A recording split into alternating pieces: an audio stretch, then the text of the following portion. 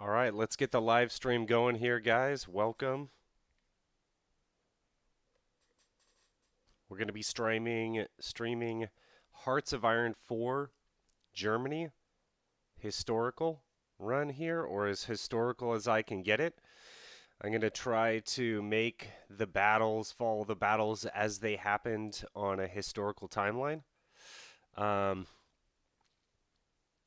The last episode was the pre-war era, but we did get to the Battle of Poland. Hey, Bear Jew, good to see you, man. So we were able to accomplish the Battle of Poland. It is November 27th, 1939, so we're a little off of our timeline here. Not sure exactly when the Battle of Poland wrapped up, but it was well before November 27th. So that just ended right there. Now we have the Phoney War era. And the Phoney War is marked by Germany declaring war on Poland, France and the Allies then declaring war on Germany, and to the best of our knowledge, Hitler did not expect France and England to declare war against him. So the West Wall was sparsely defended by the Germans. The French moved past the Maginot Line, which is right here on the Rhine. They attacked through one of these provinces. I think it was Württemberg someplace. And were able to penetrate about 5 miles inland. At which point, they had a conference with the English, and they decided to stop. The Battle of Poland was still going on at that point. The Germans were still not too concerned about the front over here. The French then phoned the general in Poland and told him that they had hung up like 6 German divisions, something like that, and were pulling resources from the Polish front. But that was incorrect. They just went back to the Maginot Line to fight a defensive war.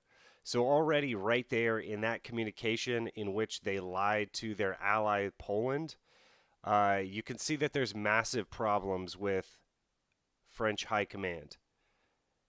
If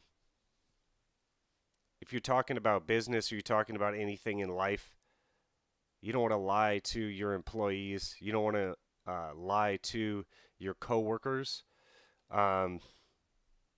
because typically the truth will out anyways. So obviously, it was obvious that the French did not actually mount a good attack into Germany. So, yeah, that was the first indicator that there was something rotten in the French command. Antonio, good to see you, man. Nick, what infantry divisions are you using? We got the starting infantry division. We'll build that out a little bit more. Gonzalo, hey, what's up, man? Correct. It'll be Denmark, Norway, and then the Low Countries in France. So we're looking for a date of April 9th for Operation Weserubung. We'll take Denmark as soon as we can.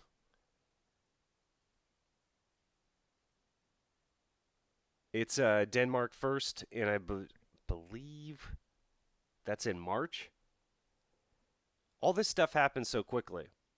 So, you know that famous picture? So I was reading all about this beforehand, just boning up before I did this video.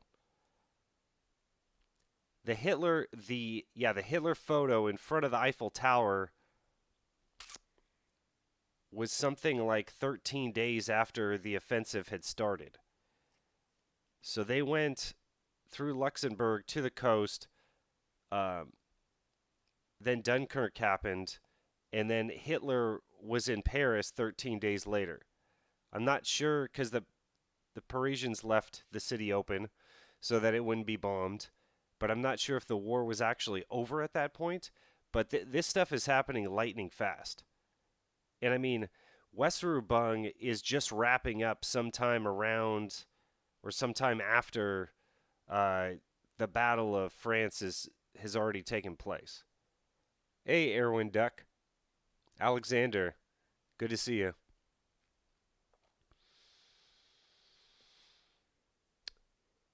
So we're talking about April 9th, Weserubung, and May 10th, Battle of France.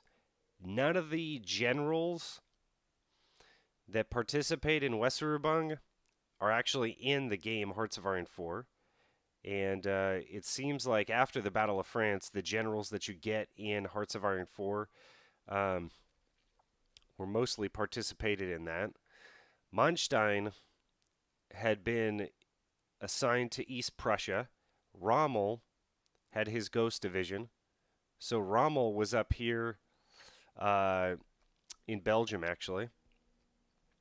Guderian had the southern flank here. And basically, their plan was to do what I like to do. And I encircle the Maginot Line. But basically, they bust through Luxembourg, go to Sedan, and then point south. Because after you make this breakthrough in the line, the staging area would be down here. And then one group would go to the channel, and one group would hit south. They did end up doing that, but in a much smaller fashion. And Guderian did it against orders. So he sent that a division south against orders. They told him just to push to the coast. Rommel, our main objective here is the Maas River. Rommel was across the Maas in 24 hours from Tiof. That's insane. So he moved through the Ardennes within 24 hours.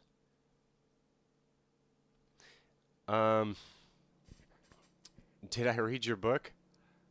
Italy doesn't come in as allies with Germany until after the Battle of France is started. I believe 10 days into it. You get a book, Erwin Duck? Are you talking about Erwin Rommel's book? Okay, so let's form a line here. We're just going to have Guderian go. Now what you're going to want to do is pull down to here. And you have this river here. I'm not sure what river it is. This should be the Rhine. I'm not sure what this river is. They squeezed past that river in real life. They weren't on the other side of it. So you can set up the battle plan exactly as I did right there. That's going to be your best bet. If you do set up your troops on the other side of the river, it's going to take double, triple the time to get across that river. Don't do that.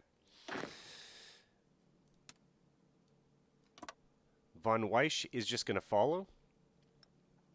I'll put him on orders for Luxembourg just so he moves in there.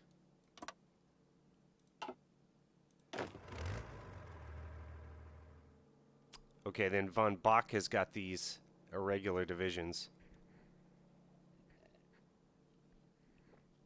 Pretty sure that these Slovak divisions didn't participate. I'm not 100% sure, though. Yo, San Marino, good to see you, man. I passed through Sedan with difficult because my boat were destroyed by the French infantry. Hit us up, dude. Dark joke right off the bat. Nick, good to see you, man. They had a tripartite agreement. They didn't officially join against France until the battle was already in place. Hey, Zeno, good to see you, man. Antonio, what did you find when you looked it up? I don't think Italy declared war against France until after a few days into the war, maybe 10 days. Doesn't mean that they weren't in the Axis.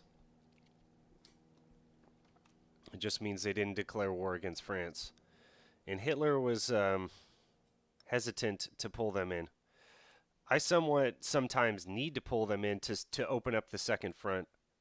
Okay, we're going to give all those divisions back. Von Bock was up here. I think he was Field Marshal in the Netherlands, so let's just keep him up there. I typically don't use Von Bock. He's an interesting leader. Division recovery rate, negative 10%, attack +1. So they can make an initial spearhead, but it'll be harder for them to exploit it. I do like chance to get wounded in combat, negative 50%. That is really good. If your guys get wounded, it's not good. Rommel is going to go in Belgium, where he normally goes. I should probably get him a few tanks.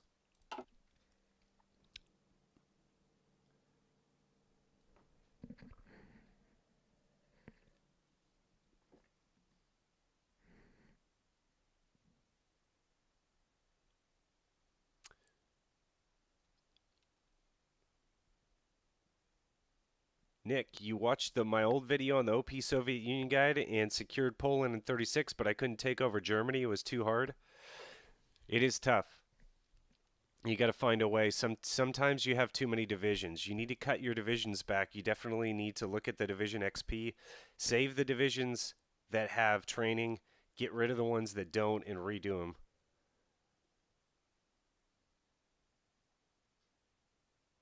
Oh, San Marino. You and the jokes, man.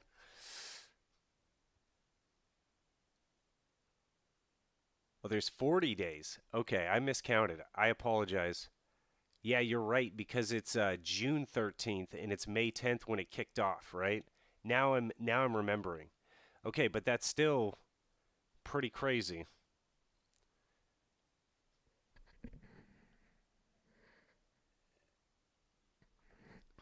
Rommel's plan, I think that this is what happened.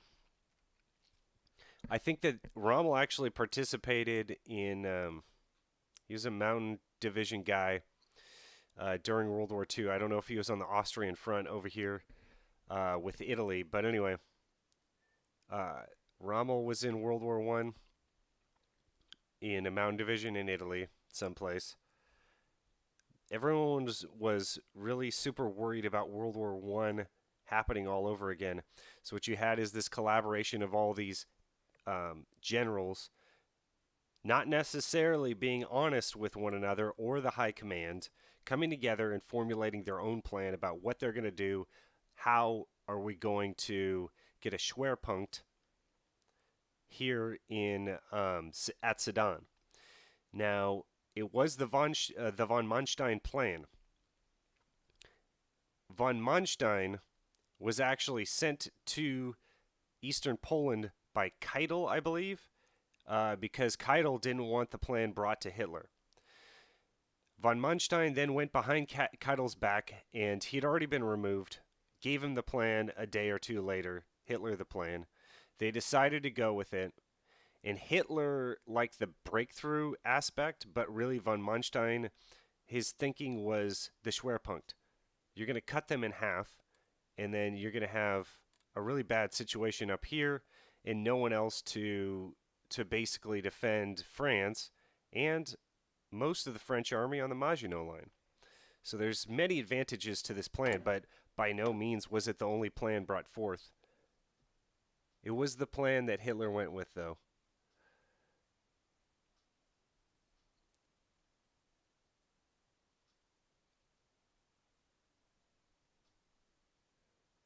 Yo, bro, can you make a video guide about Intel Agency? Just got La Resistance DLC. I'll try to give you a few hints right now, but I just do basic stuff with it. Going too in depth. Apparently, Tarrier did a video where he conquered the world with just the Intel Agency, so you can do that apparently. I'd suggest you look up his video, but I'll try to give you a few tips in this live stream tonight.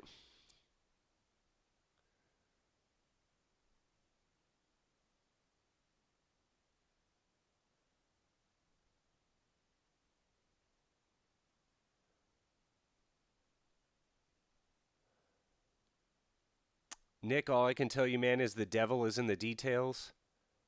And you got to be detailed oriented in this game. I don't know precisely what you did, but you just got to keep improving over time.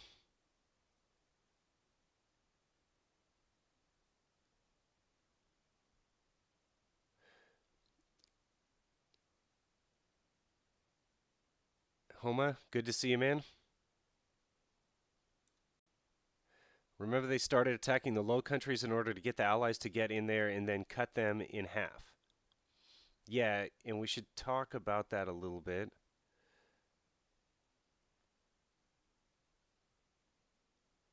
We're going to try not to make errors. That's everyone's thinking what's going to happen in Barbarossa. I am too. I have no idea what's going to happen when we get to Barbarossa, but we're going to try here. Okay, let's talk about this real quick. The French actually extended the Maginot Line, but as you can see, the natural place to extend it, Sedan was heavily fortified.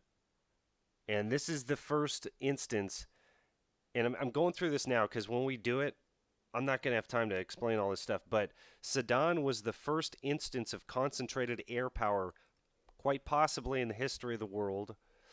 But they bombed it for 8 hours straight. And eyewitness accounts of men that were there, they were shaken up. And then literally, you had something on the order of 3 battalions of shock troops, engineers, going through the town of Sedan and crossing the river and making the spearhead and going bunker to bunker. There was some like 160 bunkers in Sedan. It was heavily fortified, and the line went all the way through here. It went all the way to Dunkirk, but the problem is after you cut here, you're behind that line. So everyone's going to have to displace. So you're constantly displacing. And then the British had like the Dial line up here. There's another river. Oh, let's see here. It should be maybe someplace right here. It should be past the Ardennes. I don't know if this map's completely correct. But basically, the British set up a line there. And there's the Gamblo Gap in between the Moss and the Dial River. And that's where they set up most of their forces. And their armor, because it's plains. As you can see here, this is plains. And I think that that's the proper area. You guys can correct me if I'm wrong. Let me get back to chat over here.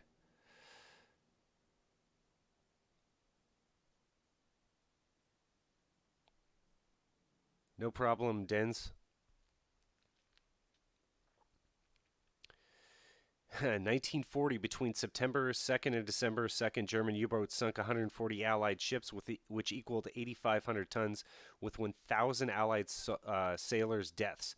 Yes, Zeno. And you lose Royal Oak in February, I believe. And I'm not even sure if we're able to do this. Let me see the ranges here. But basically, the Heinkel 111s... I'm pretty sure it was a raid by the Heinkel 111s. Oh, yeah, they can make that. We're raiding ships in Scapa Flow. And there was a huge air battles at this time. And we're talking about before Weserubung. And so there's several raids. And then Royal Oak gets sunk, I'm pretty sure, by the sub going into the fleet's harbor and pulling off that daring escapade. But then another major ship up here gets lost in this time period too, between November and May. God, you guys are really popping tonight on chat, dude. Trying to keep up with you guys.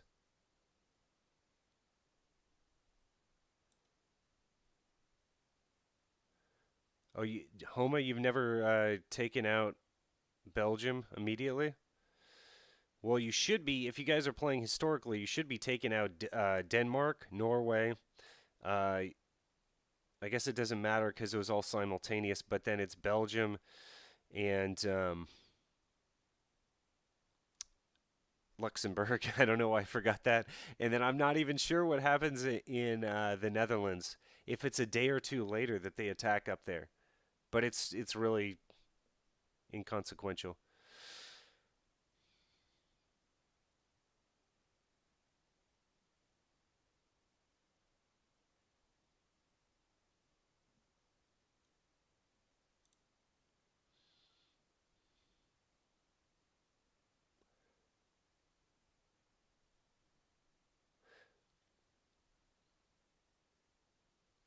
Will you do a Hungary build? Maybe eventually. Italy is the hardest fascist nation to play. I agree. Nope. U-47 took Royal Oak. Was that in the middle of the ocean? I know they took down a major ship inside that harbor at Scapa Flow, and then there was another. So Royal Oak must have been at sea.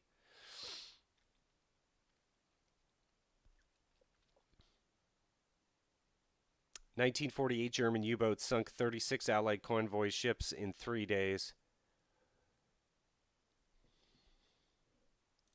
Italy is fun, man. You're in the center of everything. You're in the center of the action.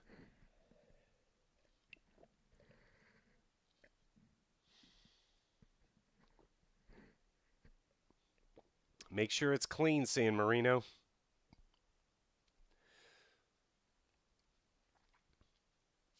Nope, inside of Scapa Flow by U-boat ace Gunther Preen. All right, so I did this out of order around, but it really doesn't matter. I mean, I guess they put it here for flavor. But what basically kicks off Operation Weserubung, I don't know how they get the war justification on Denmark. They just do it. They just roll in there. But the war justification against Norway is the Altmark incident that someone said in the last live stream, where the UK boarded a German freighter or something like that, violating Norway's neutrality, and that was the war goal justification for Norway. And then Denmark, I think they just literally walked in. No one said anything.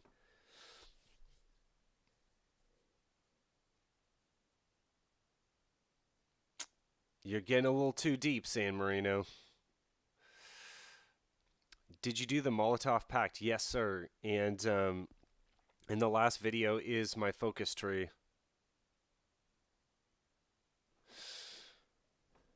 Hey, halfway. Good to see you, man. Okay, I forgot. Let me bring up... I apologize, guys. Let me bring up my focus tree build before we start playing here.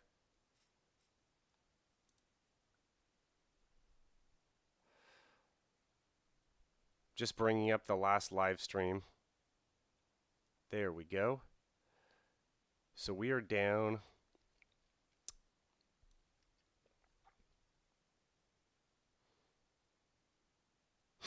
Thanks, San Marino. Okay, we're down at around Maginot, Operation Weserubung, and then befriend Japan. Okay. I need to give... maybe I don't need to give Beck more units, actually. Maybe that looks okay. Let's have Kukler go north. What a fine-looking gentleman he is. This never works out properly. Oh, and then we do have paratroopers. Shuffle them over there. There's only something like, I think like 8 divisions that went up into Norway. So you don't need like a ton of guys. Okay, and these guys are on Maginot. They need to stay there. Okay, so these guys need to stay there for a second so that France doesn't attack into us. Von Witzelben's going to be my mountain guy, even though he's not a mountaineer. And then von Monstein is going to head over here. And he's going to get a shot at the Maginot line, even though that didn't happen in real life. Okay, so important that as soon as you can, in the middle of the war, you go martial law with Poland, or else you are going to have problems. And then with the intelligence agency here, I want to make sure that we are rooting out resistance with my 2 agents. And that's just the tab. Before this, they had to build an intel network. And I think I took them over to France for a little while, but that was a mistake. Hungary wants to join the faction. They can come on over.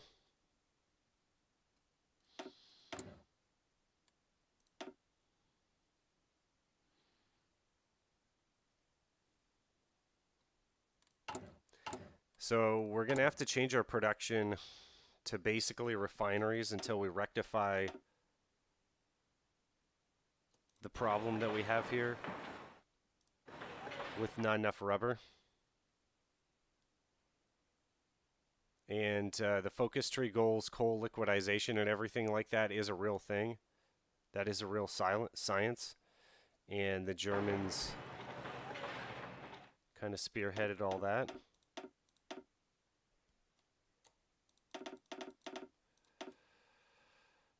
Okay, so that should be enough refineries. We're about to capture a ton of factories, but not a lot of rubber.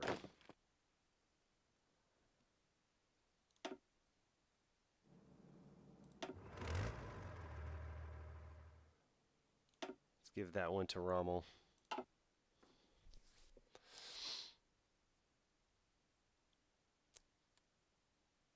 So I'll have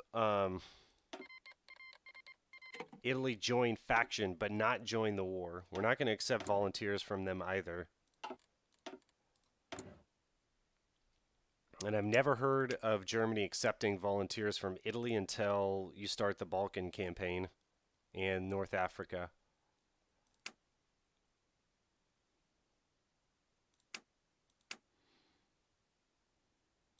It looks like we can expand the number of agents that we get.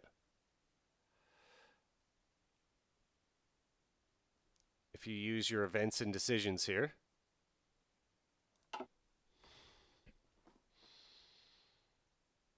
ESG, if you're going historical, then it's not an issue that states join war with allies. You're not going to avoid that. Trade with Romania, that's a good idea. I've been to Illinois in the summer, and then I've also been to Chicago in the winter. Very polarizing climate there.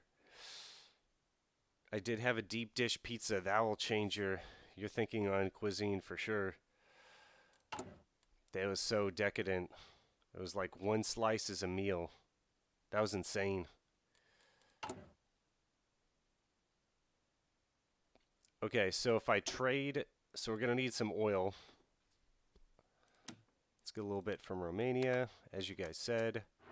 And then I don't think Romania has any rubber.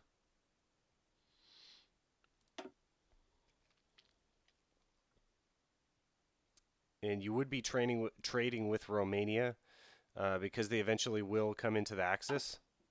I always have problems getting them into the Axis.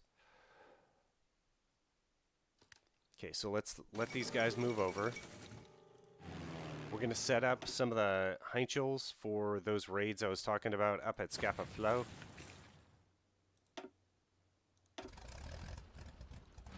So something like that. See if there's any other long-range bombers. Now, interesting point, they took out the Dornier 23, if that's accurate. If that's even accurate, I'm not sure, after the Battle of Poland. And I believe that those, you see those in pictures all the time being used for transport.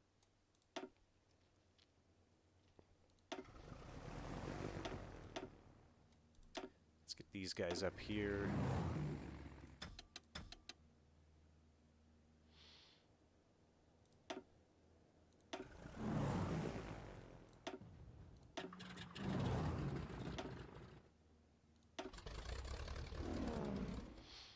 So the air battle There were some air battles, but for the most part, it was just raids. It wasn't like a continuous air battle, just to let you guys know. Hungary refuses to join our faction? Dude, you asked me, bro. Like, what do you mean to refuse?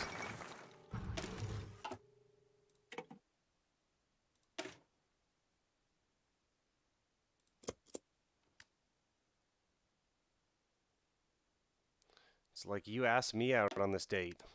What's going on here? So I'll turn these off. We'll keep this one on. We'll try to do those raids up there.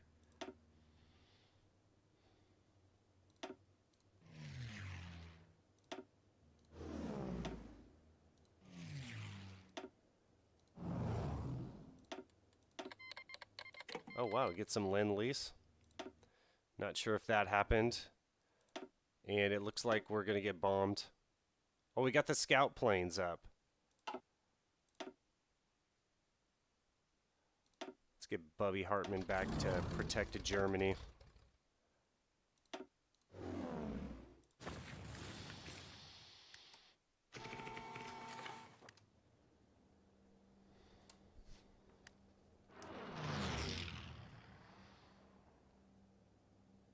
Hey, Marshall. What division's icons you use? Just the standard and whatever I'm feeling like for that day.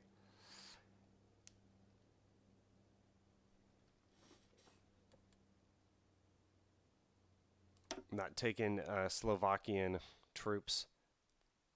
There might have been Slovakian division, maybe a light division in Barbarossa, I'm pretty sure. Pretty sure they didn't operate in France. But you can correct me if I'm wrong.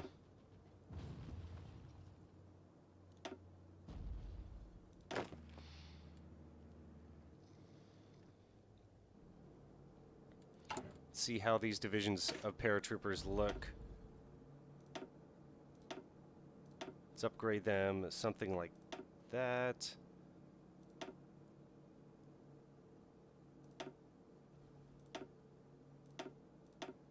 Make them a little more substantial.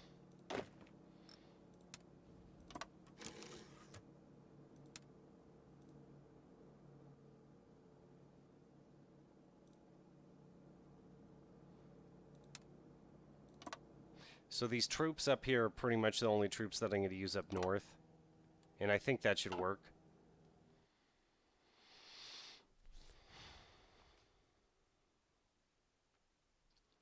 You want to see the templates? They're all pretty much starting at this point. Goodbye, HOI4, goodbye.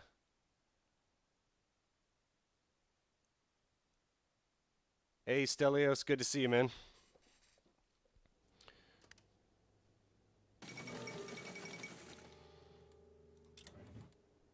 Okay, so doesn't look like we're low manpower.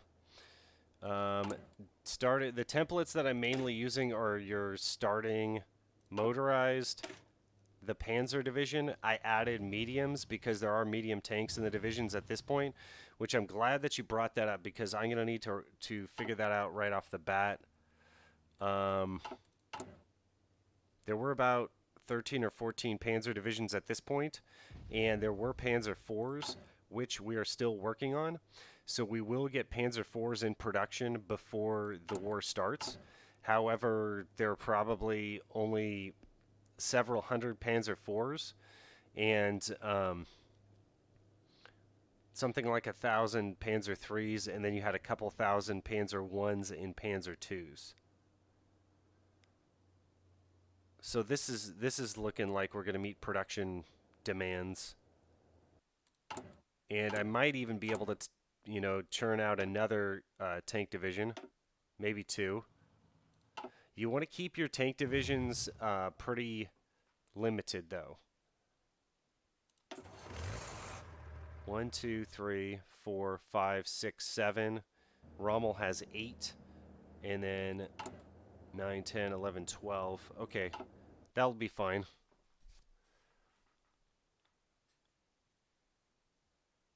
Alternative, Good to see you, man. You only have 92 hours? Long way to go, man. I have no idea. It's a song by Tommy K. Yeah, I would like to build half track. It's so hard to get. At this point, you need so many different things. So in my mind, it's either you sacrifice your industry or you get the half track. So I probably should have done that. That's a good point. Now, there was only one division that had half tracks up until this point. I looked at this exact thing, and so they're very limited. And it was Großdeutschland, which was in the southernmost part of the front in Luxembourg. So they would have had something like this. And I'm not sure that there's a machine gun mounted on the top. I have no idea about that production. Those half tracks the Germans had were pretty badass.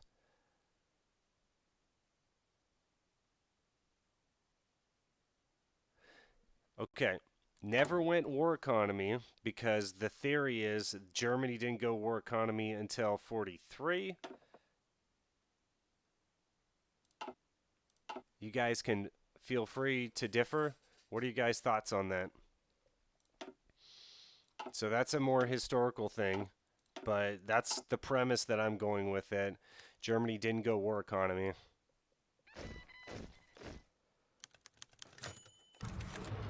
Build armor car with anti-air division. The partitioning of Poland. Yes, treaty stipulations must be obeyed because that's what happened historically. And there's not a lot in eastern Poland, and as you can see, the fortress at Brest-Litovsk is gone now. So we will have to retake that fortress.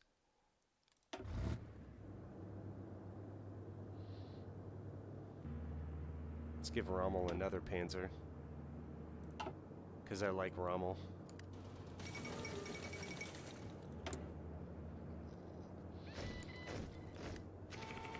Okay, the Stork is going to have to go down.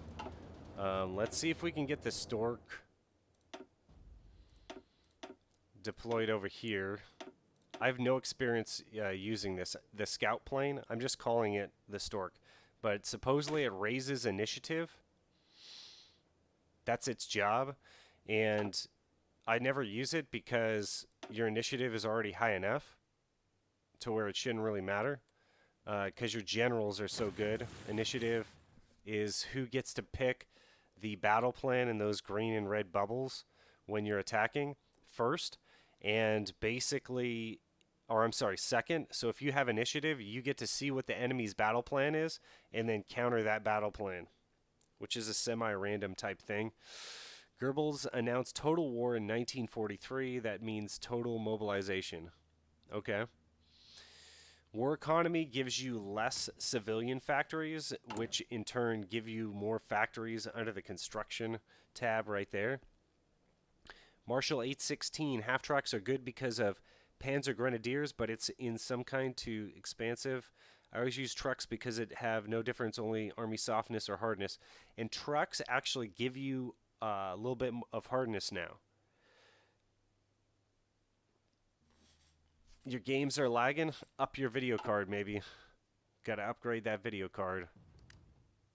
Okay, reset up there, yes. You want to make sure the hinge point here is covered and there's no gaps. And you can see France is all right here, right? You want to keep them over here, which is why what they did in real life and which is what you're going to do during Battle of France, attack the Maginot Line. That's the only way you're going to get around them, is to try to freeze them. And you need to attack them with significant forces.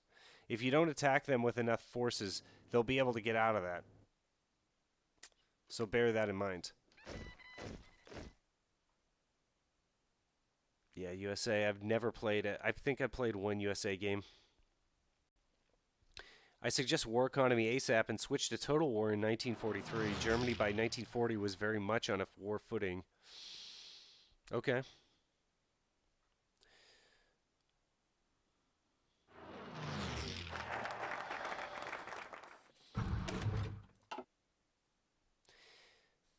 Okay, so we already have war with France. I'm glad the AI decided to declare war against me, because that's what happened historically. We're going to befriend Japan at this point.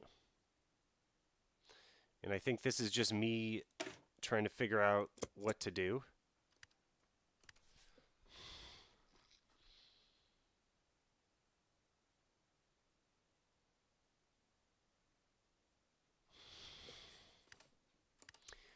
All right. So we'll go war economy right now, which most certainly should have been the case sometime in 1940. But like I said, I have heard people say that they did not have a true war economy until 43.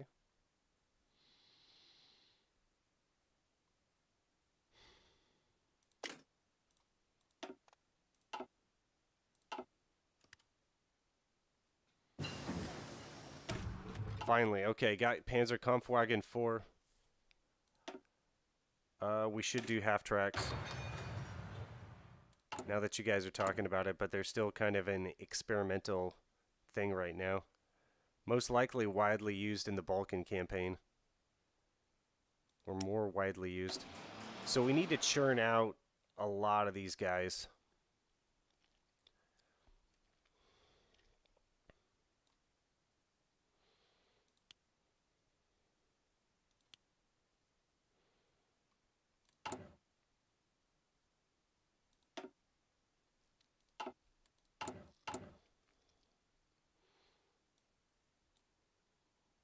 This production of light tanks is going to have to increase.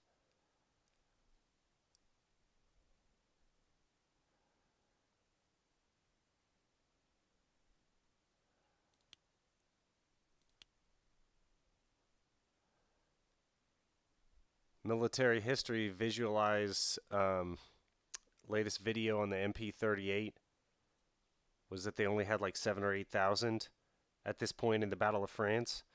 They had ordered 40, and that they were widely dispersed throughout the army.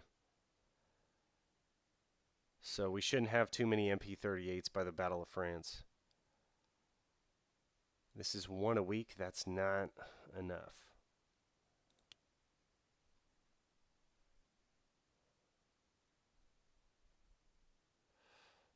Still have a 14 deficit here.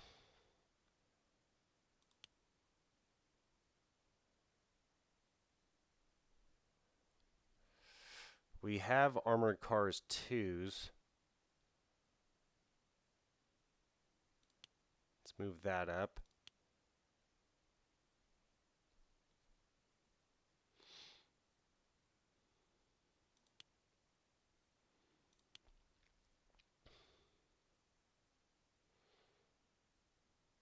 These probably came later. They probably had a shortage on steel, and thus we're just going to make these mobile guns. Biscotti, good to see you.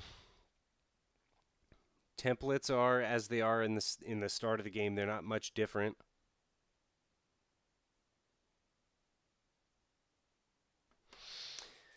Okay, so what we need to do is filter in the AA before I forget.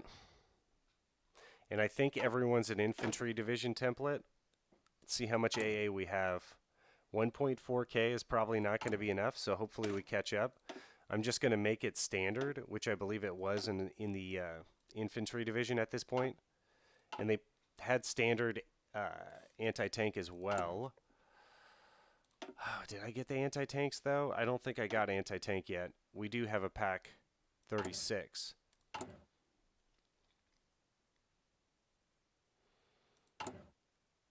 I don't think I'm building that yet, am I? Okay.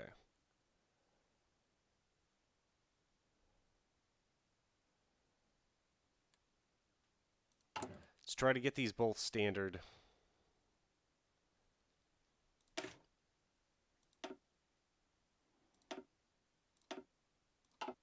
Then if we have a little bit of a deficit, so be it.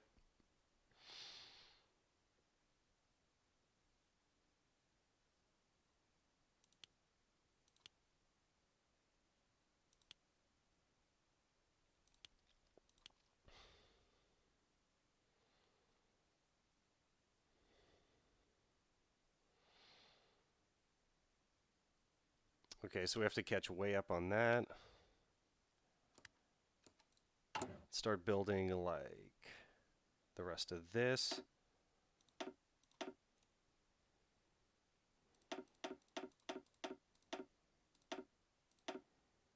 That'll be good.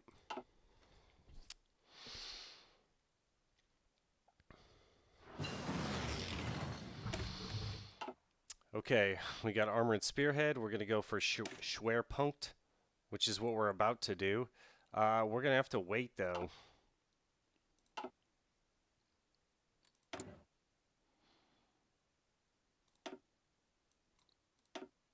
Try to remind me to go back to that.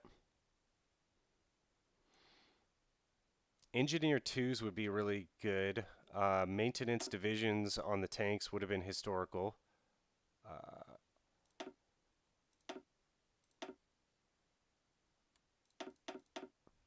The best thing to do, though, would be to buff our dispersed industry. Synthetics first, you need the rubber. Okay.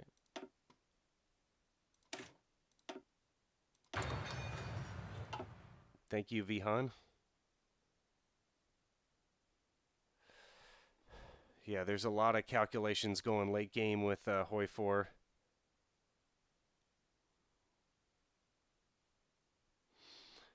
So Dens, I don't go 20 width or 40 width, A, because I don't have enough army experience, and B, I don't have enough equipment, and C, it's going to ruin the training level.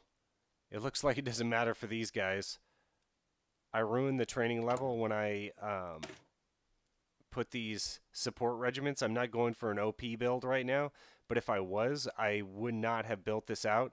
I would have used the duplicate button, and I would have trained new divisions, basically, and I would have added a division with a support anti-air, duplicate again, and then if I wanted anti-tank, have a separate division for anti-tank. So in other words, I would have put duplicate, and it would have looked something like this. I like using the Austrian divisions. Why don't we do that? The Austrian division is down here. You get that after Anschluss. And I like duplicating that, and then basically there's your anti-tank. If you're going for an OP build, look at the piercing, 14.2. You're going to be able to pierce any light tank at this phase of the game. And then you can build out, if you have extra artillery, go ahead and build out a division template like that. I don't really care about the 20 width. It's not, I mean, long term, if you're playing an MP game and you're starting war late, yeah, it is better in a perfect world.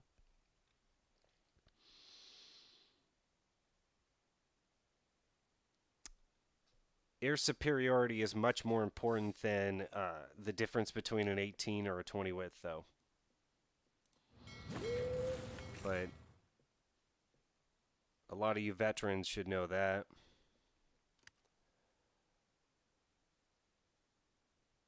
Now, we were talking earlier about this idea of concentrating your air on, like, what happened at Sedan during the Battle of France.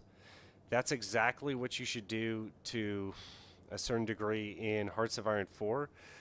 Make sure you have air superiority wherever your armored spearhead is. In this case, my armored spearhead is going to be Guderian going through Luxembourg here. So make sure that we just do what they did historically. Now, one interesting point here is they held the tanks back when they assaulted Sedan. That probably didn't matter as much because they concentrated their air. The other interesting thing that happened, they were given orders to not concentrate the air, and they ignored them. Guderian was given several orders that he ignored. And this is a concept in the German doctrine in real life, that basically the commander on the battlefield has the option of doing what is necessary at that time, and I forget what that is called, but basically that's what happened.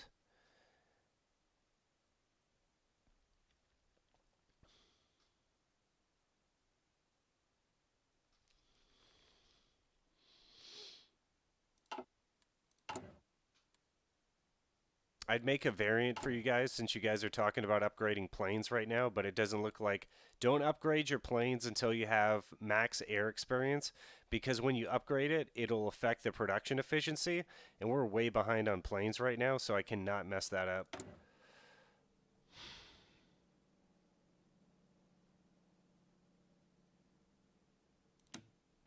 We would be trading with the Soviets at this point for raw materials like tungsten, 100%. We can't trade with Portugal because it's a sea route. We could trade with Yugoslavia, though.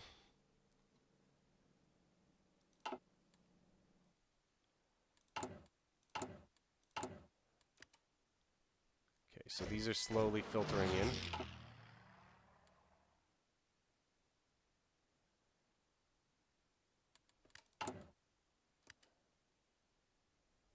God, we got to catch way up on this.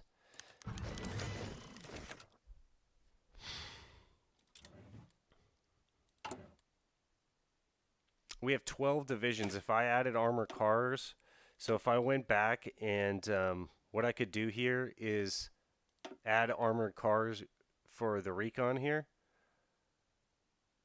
I think that affects our speed though, but I mean, it doesn't really matter. What's the speed of these armored cars?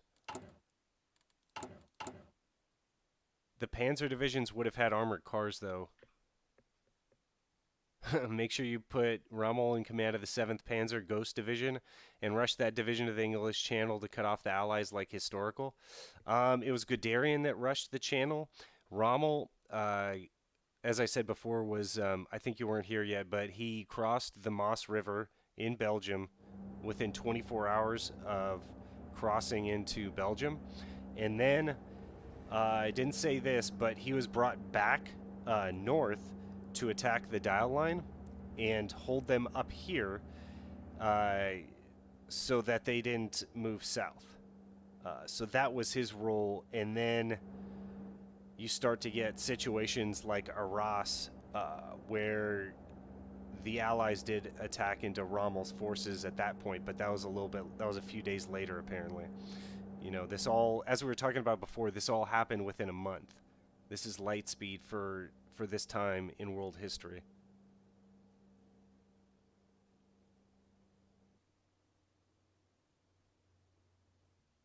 Based, good to see you, man. Oh my goodness, Based. You and the jokes between you and San Marino. You guys in the jokes.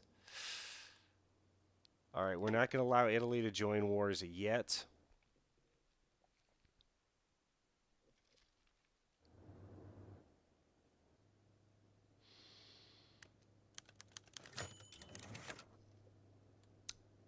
We're going to wait till February to do Denmark. Let's get these Stukas on the correct orders.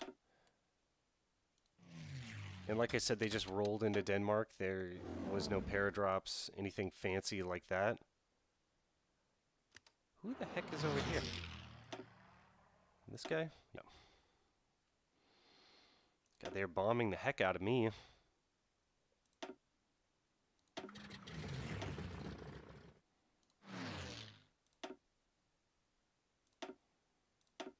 Let's ground some of these guys to conserve fuel. Hey, Tickinator. No mods. All the DLCs. Hey, not a tank. Ah, Mr. Terry. Is this a Mr. Terry raid? I didn't see you streaming tonight, man. I was looking for you.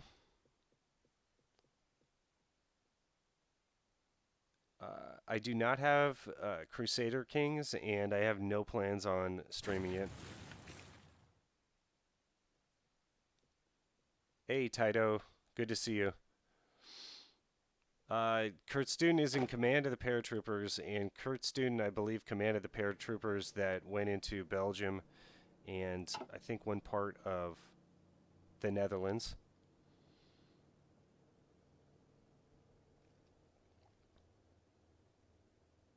Put out a notification on Discord. Thanks, man. That's a lot of help. And like, you boosted my subscribers over 2,000 real quick, so I really appreciate that.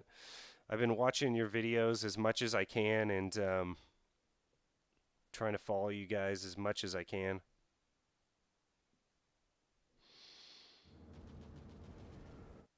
So Terry, you must be in Pacific Standard Time, right? You're not like streaming like way late night, are you? Because I find this time is fairly challenging for the live streams. And I get a lot of complaints about it, but I always apologize because there's nothing I can do, guys. I'm sorry. This is the only time I have. Welcome to the 2K Club. Thanks, man. Are you going to save Mussolini from prison? No, let that guy stay in prison. That's the one thing I'm not going to do. I'm not a fan of Miss Mussolini. We're going to not be historical in that era. Yeah, exactly. Okay. So you must be West Coast like me. I was just wondering if you're like streaming at like 3 a.m. or something, or...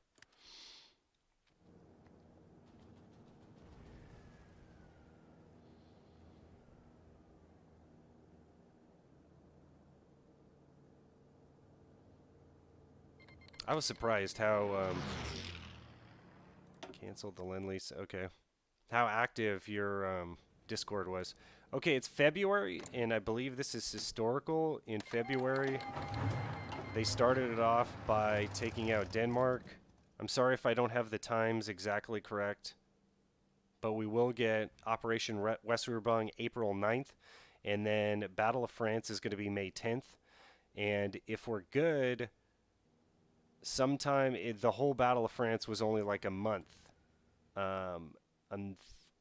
Maybe someone could look that up. When was the peace at Versailles? Maybe it was 2 months later.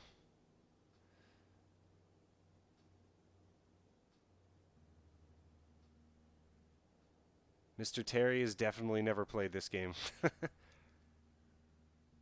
We've talked about that. Let's get student in there. Slow down just a bit. We're going to keep the Kriegsmarine in. That way we don't waste fuel.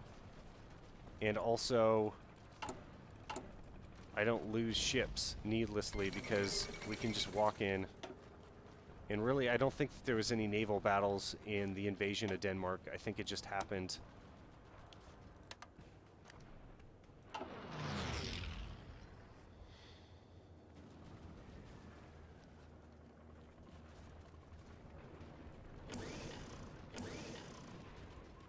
Tacos tonight?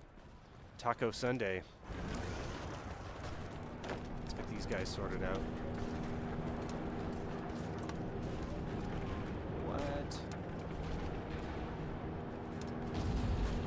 God, I hate attacking into these archipelagos. It's so hard to find to get a battle plan going here. Let's see if that fixes it.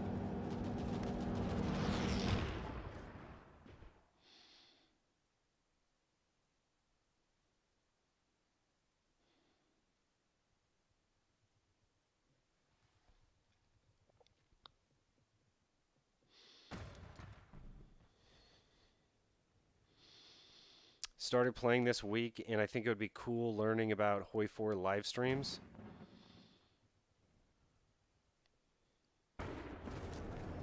You only play realistic fiction games?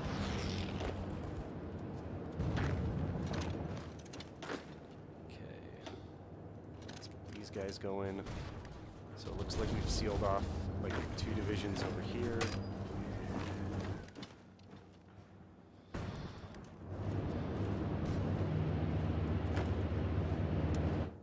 It's gonna go. I don't think that any shots were fired in this battle in Denmark, by the way.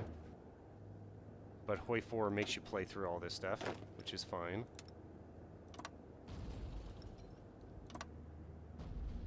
We'll see how fast I can make a battle plan to invade Norway. This game takes longer than the actual war. Okay, we just befriended Japan, and now we're going to align Hungary.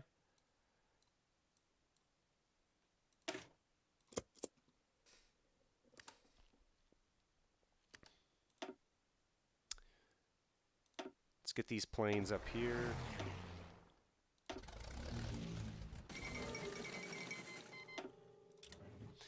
And then we're going to get von Kuchler on a naval invasion order, and we're going to go straight into Oslo. Now, this part is a little tricky because I believe they had several different invasions, one from the south and one in the middle. And there was some action around Narvik right here. So Narvik is where the iron, or the steel rather, would come from Sweden and then be transported along the Norwegian coast down here and into Germany. Now you say, why wouldn't they just go through the Baltic? And that's because I guess 2/3 of the year this is all ice. So it's too much of a task to try to make a sea route through here.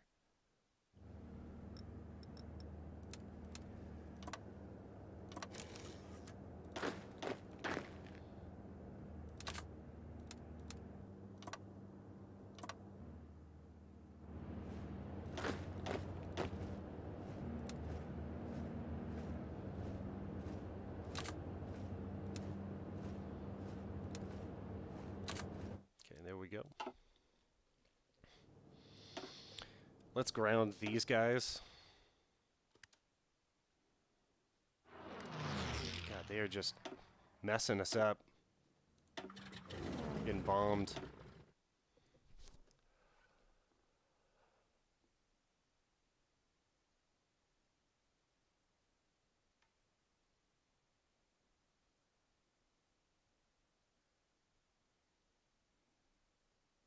I already know the ending to this story. I won't spoil it.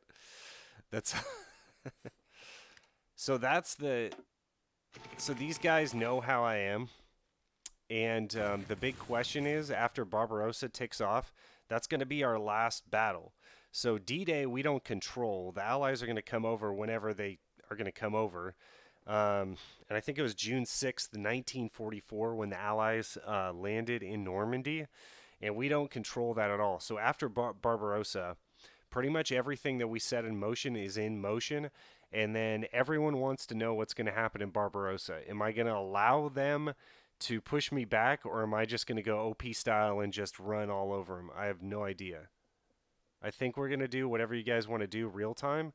And then in addition to that, we're going to see how the AI reacts.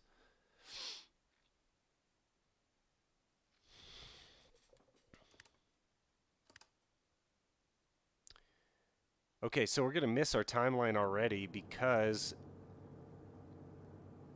March, April. Okay, so Kuchler is going to have to upgrade his planning there.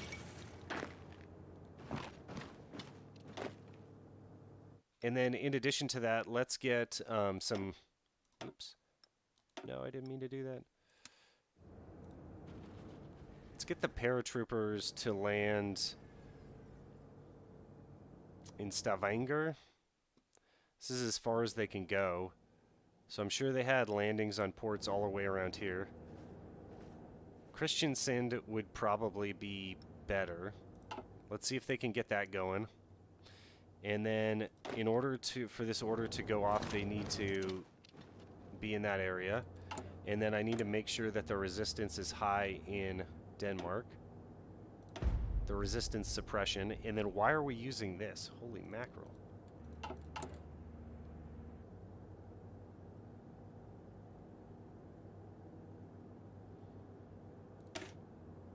I'm going to duplicate this, and this is going to become our MP division.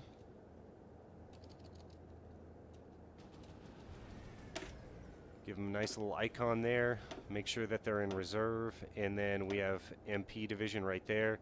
Now at this point, the best thing to do is put as many cavalry divisions as you can, because the way it works is you're not feeding full divisions into the occupied territories here. As you can see, it's 1.11. So basically what's going to happen is if your division size is bigger, you're going to use less divisions. And since there's only that one support regiment, you're going to use less support equipment. Trust me, it just works. I know I didn't explain that very well, but...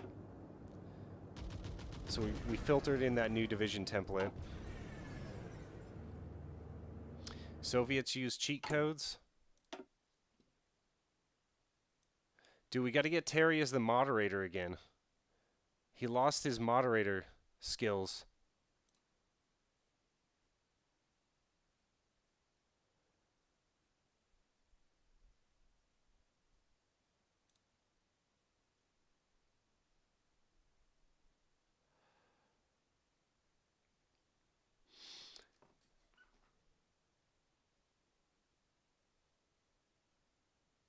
We'll talk about Sea Lion a little later. Let's see how tactical Terry is. Now let's talk about Sea Lion right now. So Terry, how would you? So, do you think that Operation Sea Lion was possible, Terry?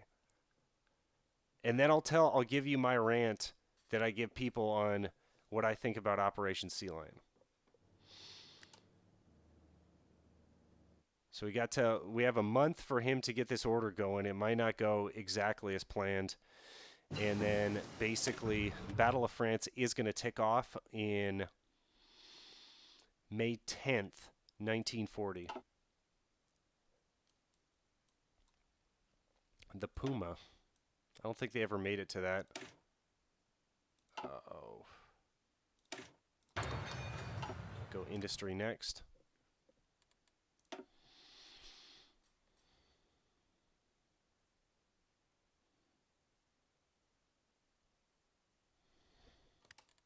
Terry's gone mad with power. He's got the wrench. All right, I like where you're going with that, Terry. But if you talk to people, they will just say it was impossible. But I know I've heard you say before that operations to like the United States would have been impossible, and I kind of think that that's true. I don't see how they could do that without a lot of time on their hands to build up forces and without taking a lot of all the losses that they did in Russia. I don't see how it's possible. Don't need a ship designer. I want to make sure we have enough manpower, but I'm gonna store this political power. But I've talked to a lot of people that just think it's straight up impossible. So my thing is that they are probing with the Battle of Britain, and they actually started the Battle of Britain right now in 1940. So they had probing attacks, and they were taking massive losses. The Germans, both sides were at this point, because they tried to hit the fleet. So they were targeting the fleet, and I don't think they scored too many hits with the naval bombing that they did, because the fleet's up here. Because if you're down here, now you have Stuka attacks on the fleet, potentially. So if you're up here, all they have is Heinkel 111s, and then you have all this time to intercept the Heinkel 111s. But basically, you get air superiority over England, then if you launch that invasion, the Navy comes down, but you have air superiority, you can now bomb the Navy. And how many instances have happened where in World War II where a battleship was taken out by a biplane? I can think of two. So I think it's entirely possible to do a sea lion, but you have to establish air superiority first. I say the planes trump the Navy because, the planes, again and again, what emerged out of World War II was that aircraft carriers were the king of the Navy. It was no longer battleships. So that's my take on it. You establish air superiority, and then things start to open up a lot.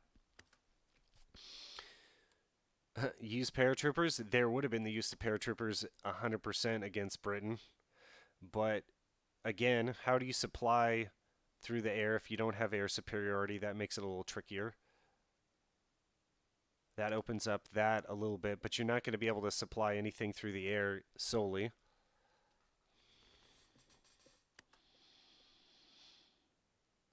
The British had a very strong modern fighter, and at this point it was the Hurricanes. And they did have some Spitfires.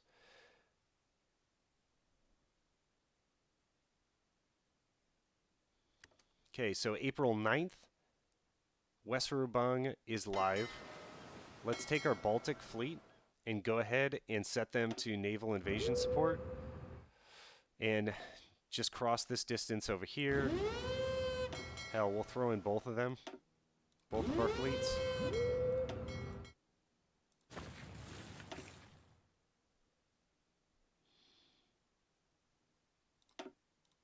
Wow, those guys are getting shot down.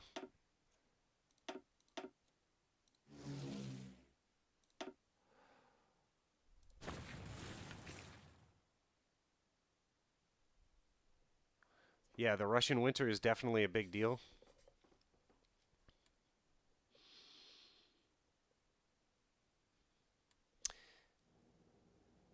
I've got a buddy who I've done a lot of work with, but basically in Russia, the rail lines are key. You don't hear that talked about a lot. And the rail gauges that the Germans used were different than that of the Russians. So all the rails had to be adjusted. English Channel, English Navy versus Russian Army, Russian winter. Oh, which one is better to go for? I mean, if you lose Sea Lion, you're gonna lose a lot of people, but you're not gonna lose as many as were lost with hindsight with Barbarossa. I think they thought they were just gonna walk into Moscow, kind of like Napoleon did, and just kick ass. I mean, they did kick some butt, but at what cost? And the vastness. It doesn't matter if you kick butt. How do you take over all these people? Okay, so we need air superiority. From where we're starting. And we don't have that, so let's get that going. That's why the paratroopers are not working right now. We need to have air superiority here.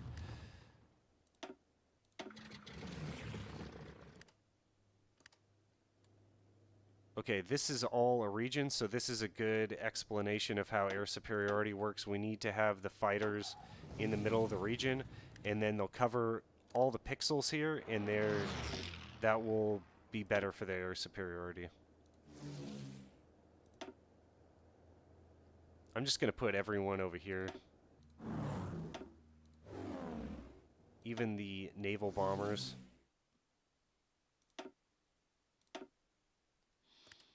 God dang it, we still don't have it?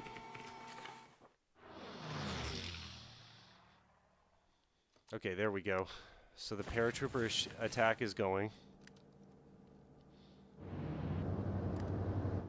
Do we get over there?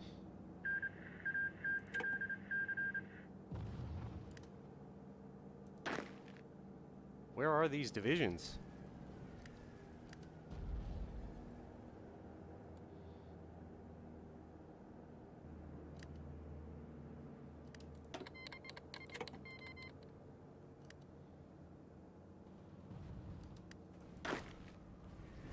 They haven't left.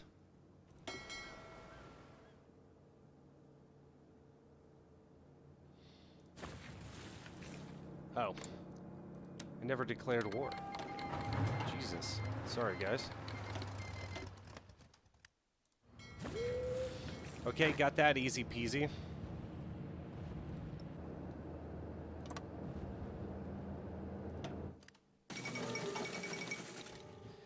Next date is May 10th.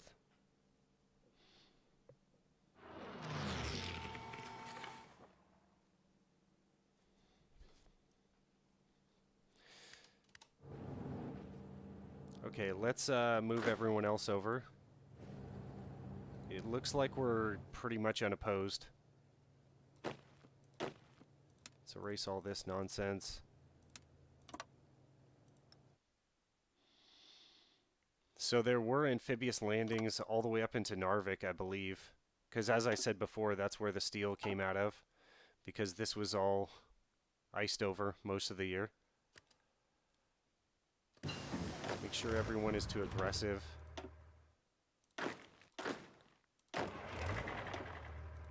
They are.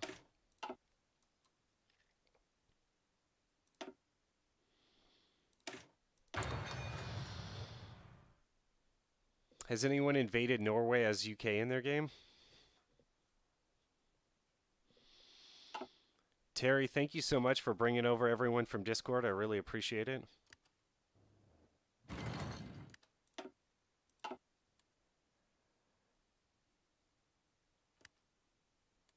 so those guys will race up there. I'm just going to let them do their own thing. It looks like the paratroopers are good to go. They can take the coast over here. Something like that. We're actually going to need the paras back, though.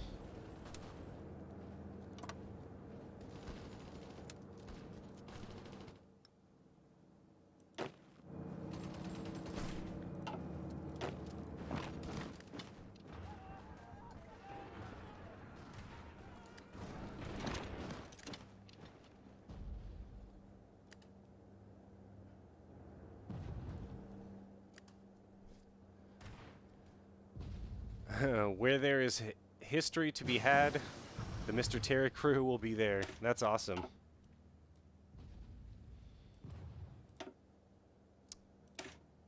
Well, I'm hoping I'm doing a good job of the history, and it's hard to play this game and talk about it. I know you guys were getting frustrated when I was just talking in the first part of this live stream here. I apologize. So let's get these paras. So we're just going to do like one drop into what they did during the Battle of France. So it's May 10th right now.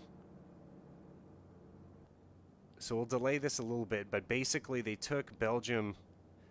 There was the fortress of Eben-Emanuel, which was right here on the Belgium-German border. And then what they did was took behind lines airports, pretty much. And to my knowledge, the first airdrops that were ever conducted in military history were probably up here in Operation Weserubung, and then these were the second ones.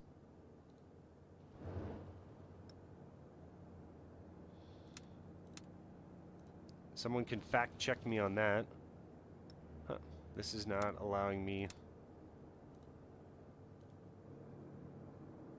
I think that they have to, for me to get an order, they're going to have to go over there. So we might not have paras for you guys, but that's okay. Ooh, let's turn that off. We do not need our navies attacking each other.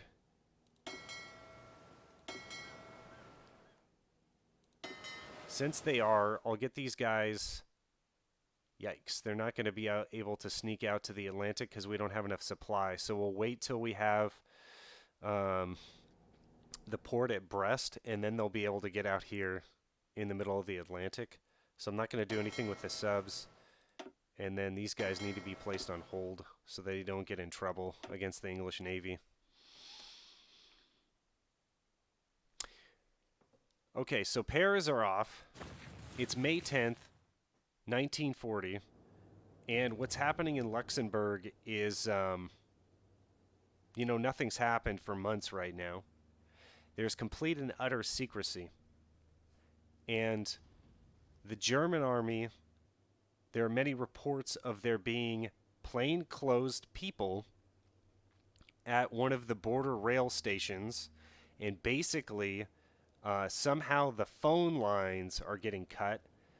Guards are being, I guess, murdered because war wasn't declared.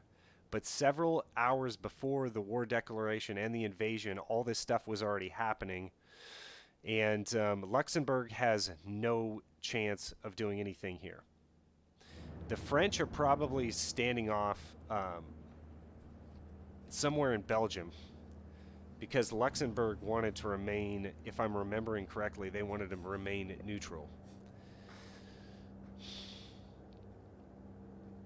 Yep. So the Phoney War is now the real war. And let's head in with our armored spearhead here with Guderian and von Weiss.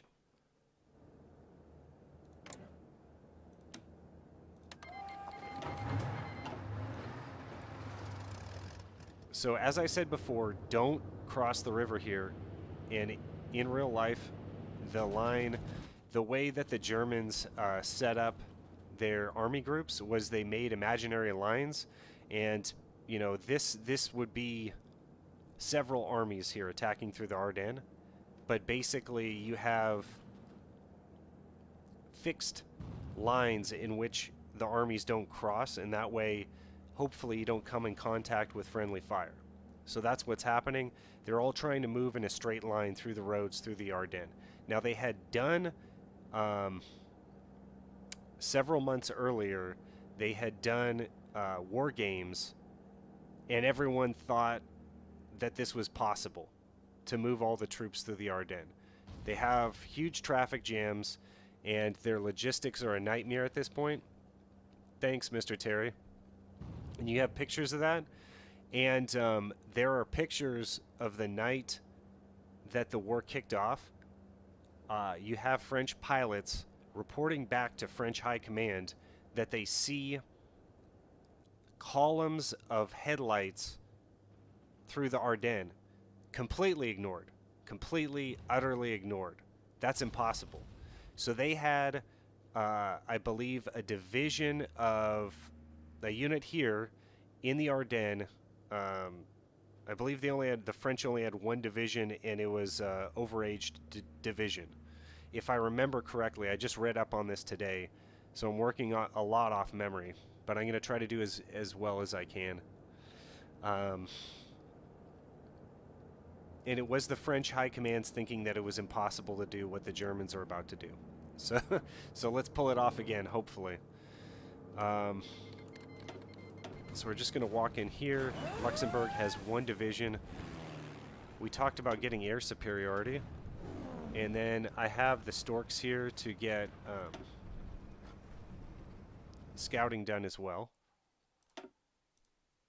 Let's pull the planes back.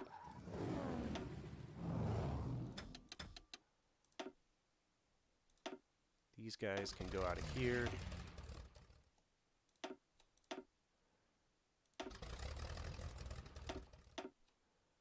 And let's concentrate our air as they did at this point in time.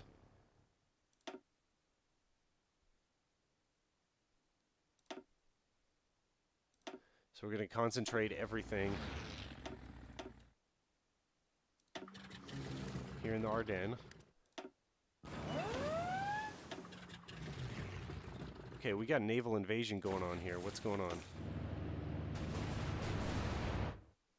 Well, we're going to get beat up a little bit there. Yeah, the French High Command, and as we said, the French High Command told the Polish High Command that they were attacking into Germany, and they did, but they had made the decision not to, and completely lied to them, which in my opinion is indicative of problems, and that was before all this even teed off. So let's move the speed down, and I believe the war was not declared against Belgium or Luxembourg. I can't think, and then I can't remember that part, so I won't say anything.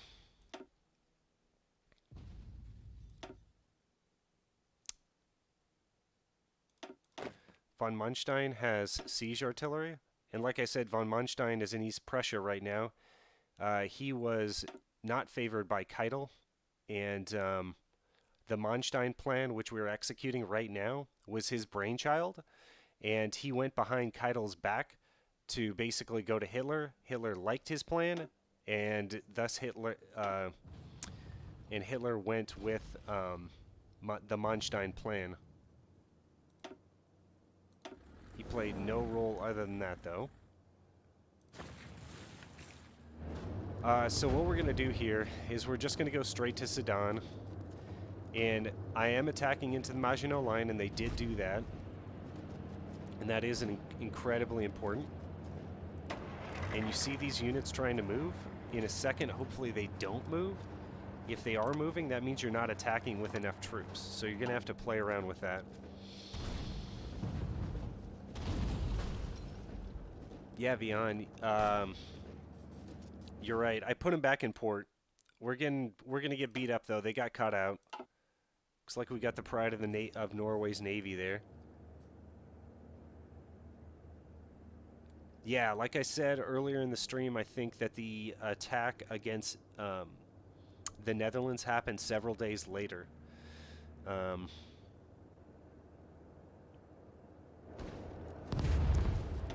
These guys I'm going to all micro manually. Let's see what results we get here. Nice juicy tank division here. So here's your Ghost Division. It's the 8th Panzer. Let's change that. 7th Panzer.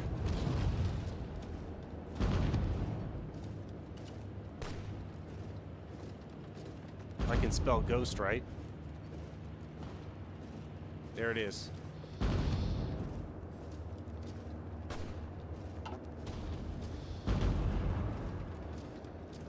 So we'll track them into here. And they cross the Moss somewhere up there.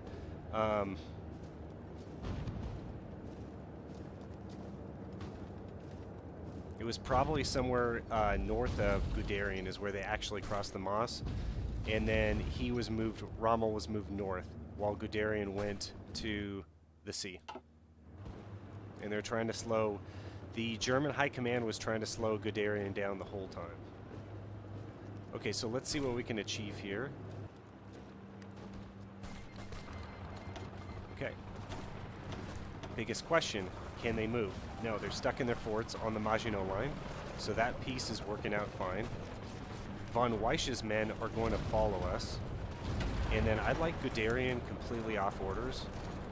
And I'd like Von Weich to just follow us along. Well, that is as good as that's going to get. And then this is going to have to go back to what it was.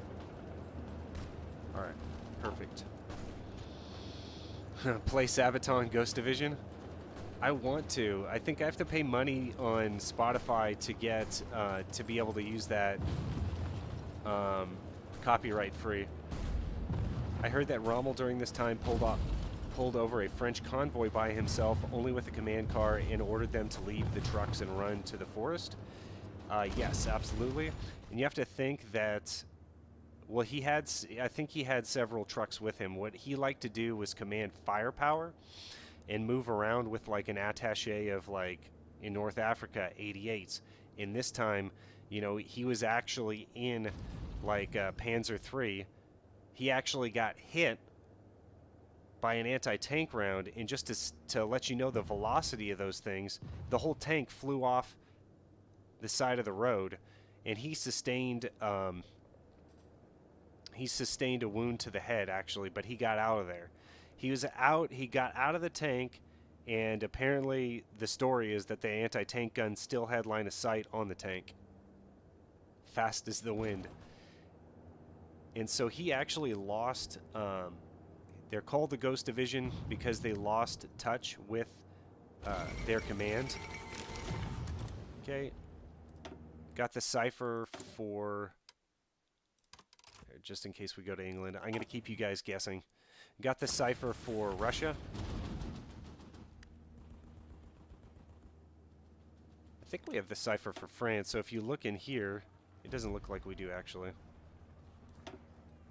You see these initiative bubbles? Basically, the French general countered us. Because he has initiative, he's able to attack second. I'm not worried about it, though. So he gets to counter our battle plan. Basically, what happens in Hearts of Iron 4.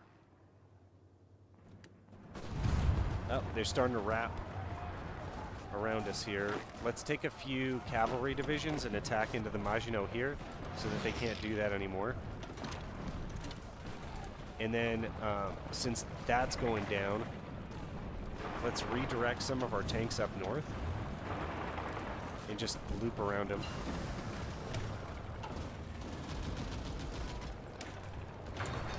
Need to get that sweet, sweet rubber.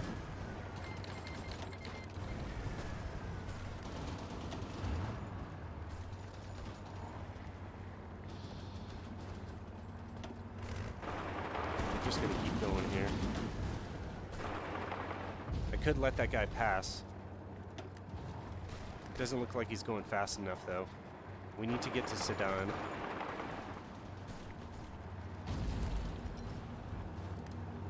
Okay, sweet. This might be a quick one. Okay, we're going to align Romania next.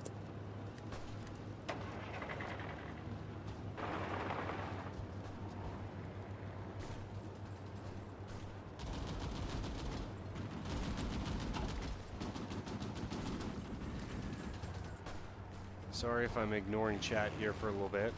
Wow, they have air superiority. That's rough. So they're still hanging on at Sedan.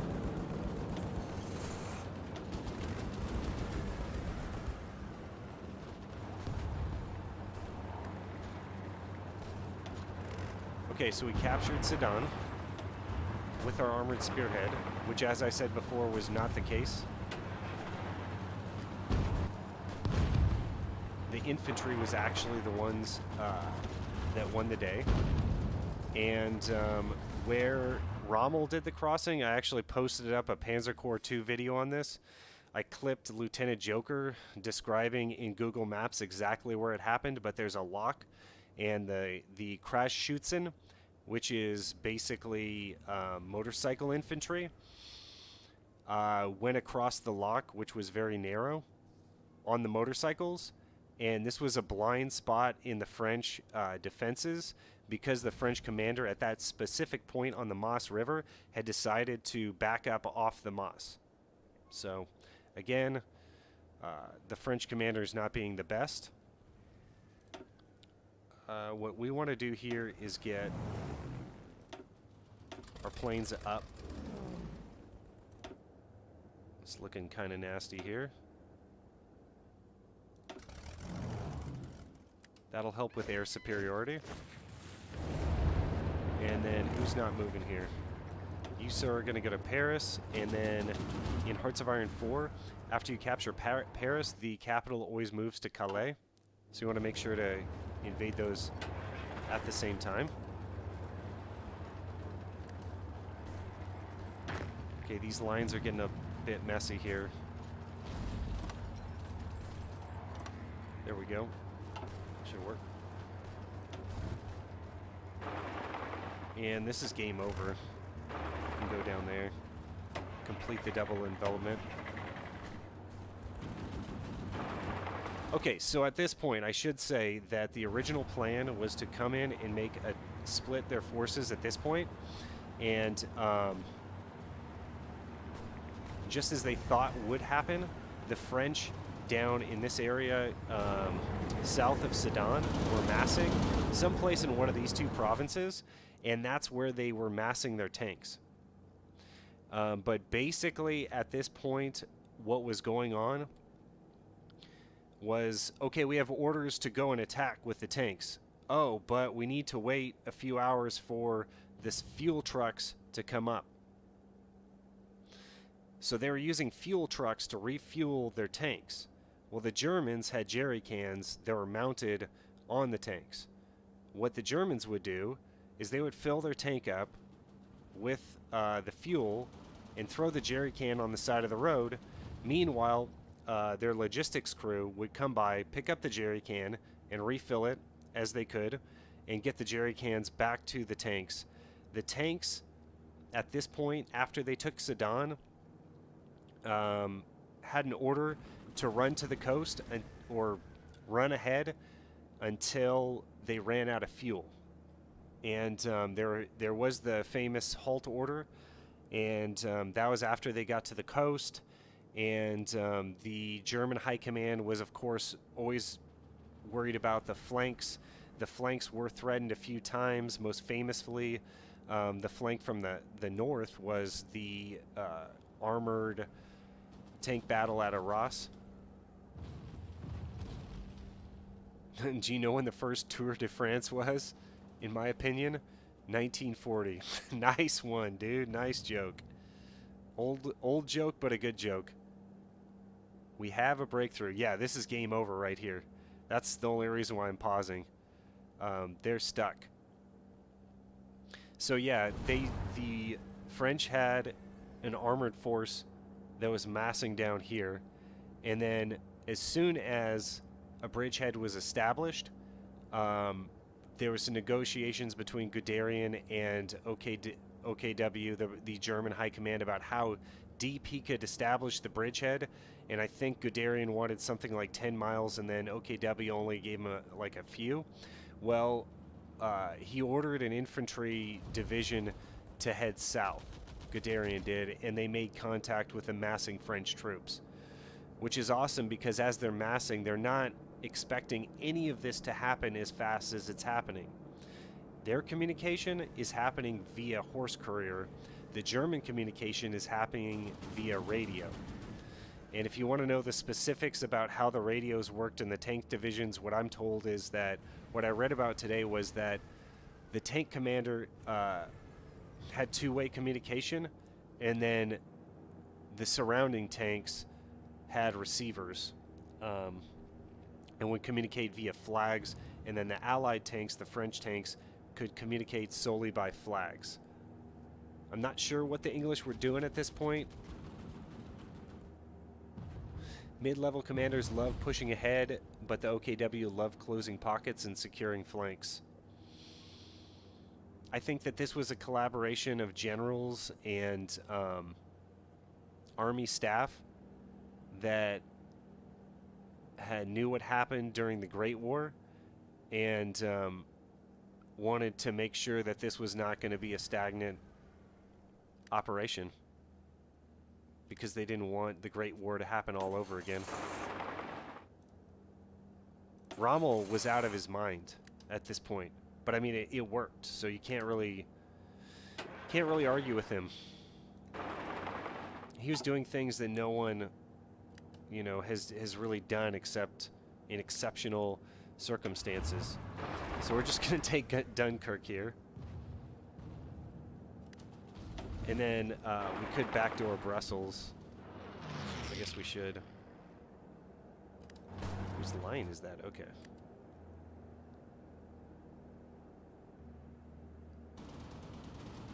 So what happens here is Guderian makes it to the coast. The Netherlands falls quickly. And let's go into Antwerp. Since they're giving me this opportunity, I'm just going to take it. I can't help myself. I'm sorry, guys. So after Paris, then Calais, the capital will move to Brest. You need to capture capitals in order to capitulate enemy nations in Hearts of Iron 4.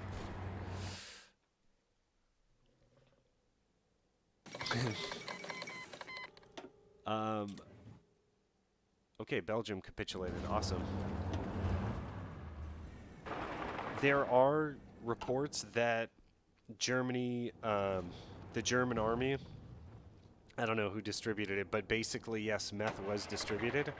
But it's not the meth that you're thinking of today. I doubt that it was anywhere near the potency of like what you guys are thinking, like a bathtub, a meth situation. But yes, amphetamines were distributed to the German army. That should be it. Okay, that tripped me out. It looked like the timer was still going. Of course, we're going to establish Vichy France, not Vichy, as I always say in my earlier videos, Vichy. And our offer of guarantee independence was accepted by Vichy France, and that's a lot of equipment right there. That was a good one. And the lines, it was always confusing to me, but basically the lines are drawn as you see here. That was always confusing. And Germany at this point, I think, had a good handle over the Mediterranean because they had Italy and the Italian fleet. I forgot to bring them into the war.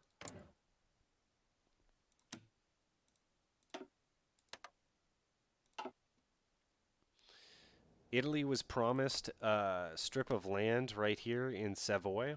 And then actually one of my coworkers did his honeymoon in Nice, and he reported back to me that there is a replica of the Statue of Liberty there because the French were so happy that the Allies gave this portion of the country back to France from Italy. I think that this is a fairly contested region in world history. I'm not sure about that one, but I remember there's always this is always going back and forth. Nice one, Antonio. And so, why establish Vichy France? Well, basically, if you establish this puppet government, it's not clear cut if the Allies are going to be able to declare war against them. So, therefore, this puppet government takes over the holdings, the various holdings around the world of France, and therefore, it's not clear cut if the Allies can actually invade those territories that are occupied by this separate government that's not Germany. But obviously, the Allies did eventually take North Africa, which was owned by Vichy France, so they decided to ignore that eventually. And interestingly enough in this game, Madagascar was owned by France. I didn't know that.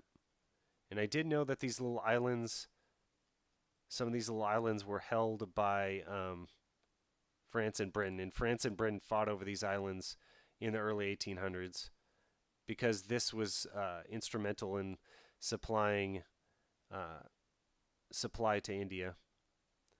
Gosh, and we still don't have Norway. How embarrassing. I'll have to put some air up there.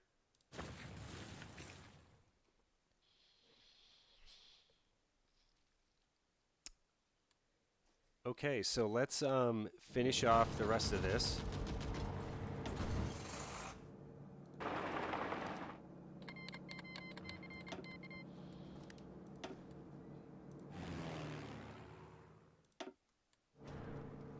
Okay, everyone needs to be in here. Let's put some strat bombers up here. That'll help that push out quite a bit. Did anyone get an upgrade? Nope.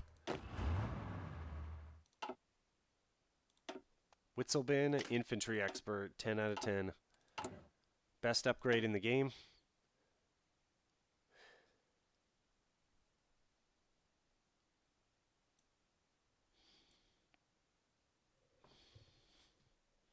Beach Dudeka, good to see you, man. How many divisions are hitting the lowlands? I think around 13 or 14 armored divisions. I believe that there was like 2 or 3 motorized and like 30 infantry divisions, something on that order. And I don't even know what they had on the Maginot Line, but they made it seem like the main attack was going to go through the Maginot Line. And you have to think that everyone was still in thinking about World War I, and Germany famously attacked into Verdun, which was heavily fortified, so why wouldn't the Germans do it again, I guess? They're falling like toys now, for sure.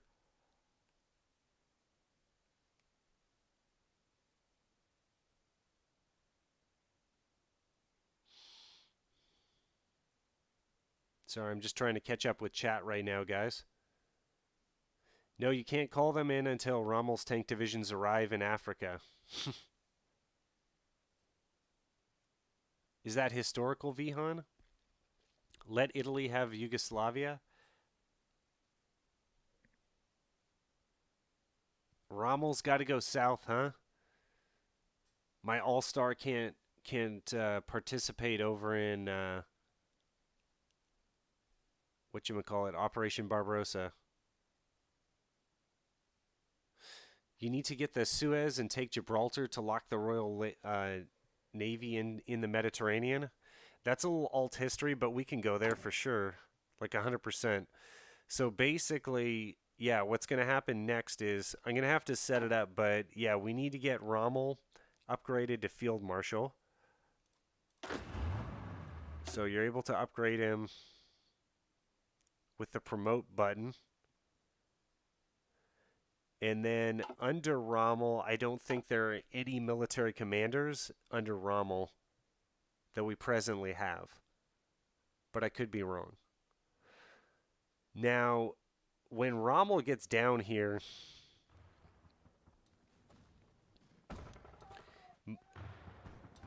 basically, England is all the way, the UK has pushed from this area right here. They pushed the Italians back to Benghazi. And then Rommel cuts across the desert here to Tobruk and then has back and forth battles. And basically what the English decide to do are hold on to all the ports. And they kind of get surrounded for a little bit. Rommel eventually takes Tobruk, but basically it's a back and forth battle to try to get the Suez, as Vihan alluded to. And I think they get stopped at El Alamein, which is probably why this is on the map. And they get beaten back all the way to most likely Tripoli. And sometime in 43, I believe it's 43, the U.S. arrives in North Africa from the west. And that was the beginning of the end.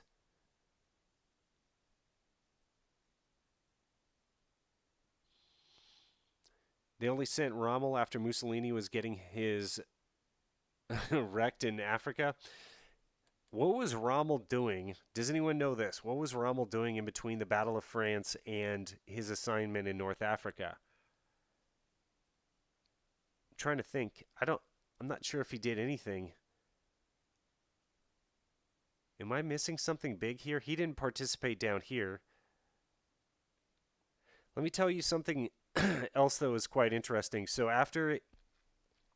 they mobilized something like 1.5 million men, like 1 million men, for up until this point, we'll say. I think it was 1.5 million. I'm not quite sure. Somewhere in that ballpark. And then you have 3 million on the Axis side once Barbarossa kicks off. As soon as they got into Paris, Hitler disbanded like 10 divisions of infantry or something like that. But anyway, he was disbanding divisions.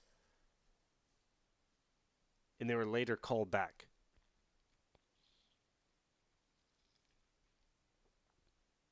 It's a nice start for Germany, so you've done pretty well. Yep.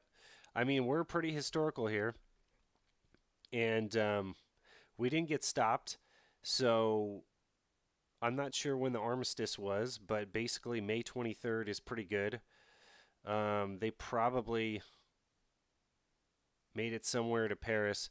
And to be completely historically accurate, what they did is once they made it to the coast, you have the whole operation to get the Allied forces out of Dunkirk. So they consolidate the pocket right here and then form a line and head straight for Paris. And you have more shenanigans with those armored divisions just going all out. Huge slugfests going on, etc., etc., until they make it to Paris and then the armistice is signed. If you get Spain into the war with the alliance with the Spain focus, you can take Gibraltar by land. Not going to do it, not historical. Germany historically tried to make an alliance with Franco, who refused. Was it that way? I always remember it this way. I remember that Hitler didn't like Franco, didn't trust him, and it was Hitler's decision. But it probably was mutual on both sides, but I don't think that it was definitive, that we knew exactly what happened, that history knows exactly what happened.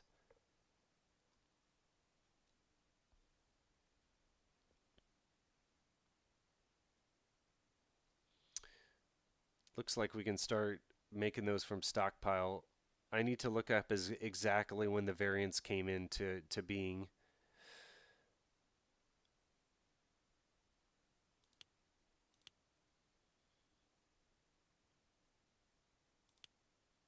We should get a ton of trucks from France. You get a lot of goodies from France if you do that right. 5,000 trucks. And there's 3,000 from the French army. Thank you, French army. 250,000, a quarter of a million infantry equipment. Look at all that. Beautiful. Before I forget, we need to set Free France to martial law.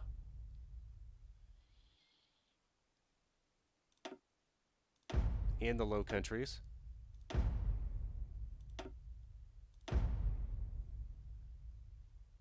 This can cause you a lot of pain if you forget to do this. And look over here, there's so much resistance, and I even have spies over here working on the resistance. And then what I'm told by my viewers is that once resistance levels hit, compliance levels hit 30%, you can back off on all the suppression that you have. And I found that to hold true. 30% was a good criteria. I'm sure Franco liked Germany's help in the Spanish Civil War, though. Yeah, isn't that interesting? Mr. Terry, do you have any insight into that alliance? Because it is quite interesting. I was actually talking to a coworker about that the other day. And if Spain got into the war, Portugal allowed Germany to use their ports, which is all Germany really needed for them, and possibly trade, but I'm not sure how much trade actually happened. The trade would have been conducted through sea routes, I'm sure, as is the case in this game. And then when the Allies land, I mean, Spain owns this spit of land here and could have tried to take Gibraltar.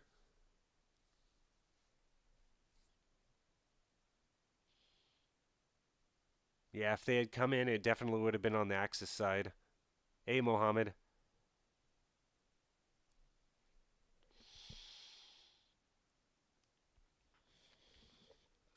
Okay, so we have the suppression set. So at this point, let's talk about tank divisions. The tank divisions most likely look... they would have had support anti-air. And they would have had anti-tank, but we're going to hold off on that. Let's hold off on adding that in, because we can add in logistics companies and other little goodies there.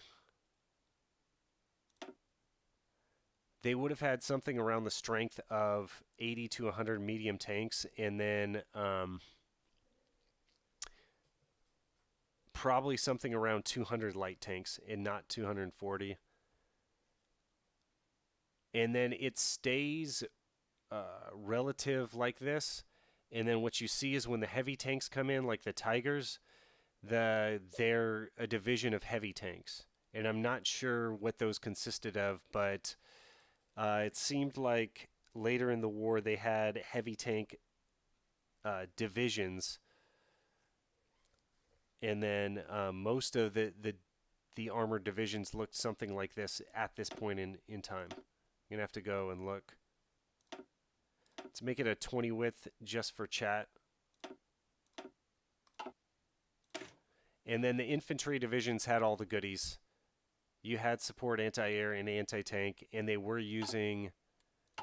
We've been discussing this a lot, but at this point you had Pack 36 only, the door knocker, quote unquote, and you would have to get quite close to punch a hole through anything, because of course the projectile slows down over distance. So it's not entirely true that, they couldn't pierce French armor. It always depends on where you're hitting it on the tank and how close you are to the tank. Mainly, you'd be able to pierce with your artillery pieces using armor-piercing rounds, but we don't have exact numbers, but it seems like in the Battle of France, most of the time, what was knocking out the tanks was the dive bombers. And they have reports of these huge tank battles occurring. And basically, once the dive bombers came in, because they had air superiority, they were able to wipe out most of the Allied tanks. And then the attack would be over. And there's several instances of that happening.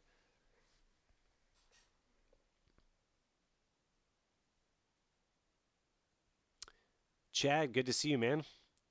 You're an Abrams tank vet. That's awesome, dude. Do you like the Chieftain? I love the Chieftain's channel because he looks at it from a person that's basically going to actually have to ride in the tank. And the greatest thing about him is that he fully supports the Sherman tank. I mean, I have to, he seems like an honest guy, and I have to go with him, but if he says the Sherman was that good, I'm sure it was. But he also talks about more interesting things like the drivers or the tank crew of the Shermans actually had helmets, and that factored in because like the English were not wearing helmets, and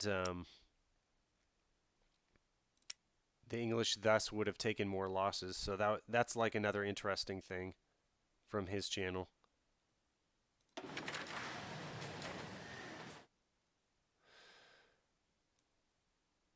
Car 98K was developed at the end of the World War One.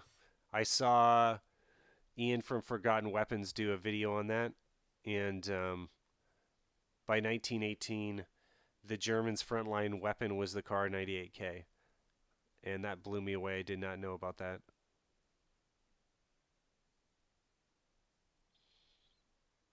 Hey, Lemmy, good to see you. The Sherman was a piece of art. I'm a particular fan of the Jumbo Sherman. I've actually never, I've probably seen a picture of the Jumbo Sherman, but I don't know about them. We're not going to get into the USSR. Let's try finishing this up real quick, and there. So Rudolf Hess, this is interesting that it says he died. I'll go ahead and read this. Deputy Führer Rudolf Hess was killed yesterday when the Royal Air Force intercepted the heavy fighter he was flying off the coast of Scotland. The exact nature of his mission remains unclear, although Hess was an accomplished pilot. He flew alone, and his airplane does not appear to have been armed. His remains were recovered by British authorities, but a state funeral with an empty coffin has been scheduled in Berlin. Hitler was reported as being visibly distraught by the death of his old friend. I don't know if they reported that, but Rudolf Hess was detained in Britain well through and after the war.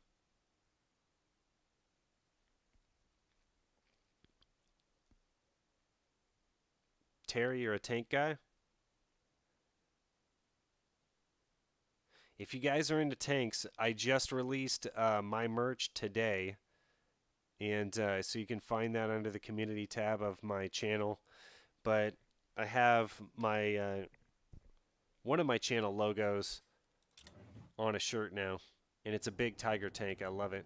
It's my favorite photo. And then Terry's got shirts too. What I like about Terry's channel is like that he's into all the old school games.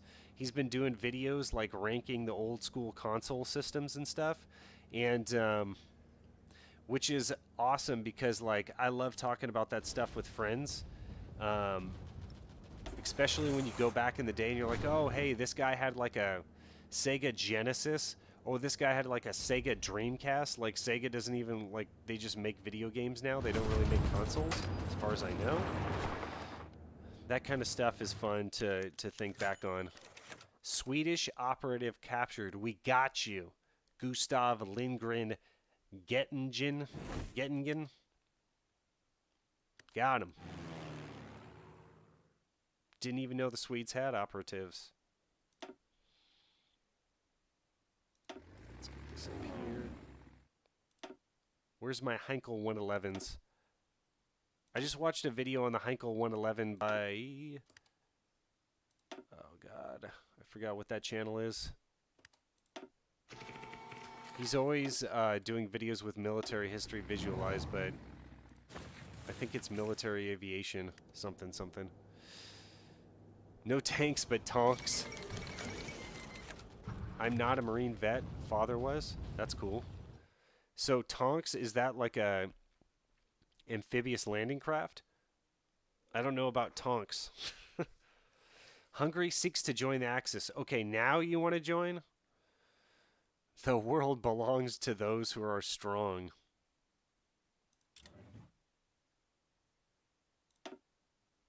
Oh, it was only after the Netherlands was capitulated. I see.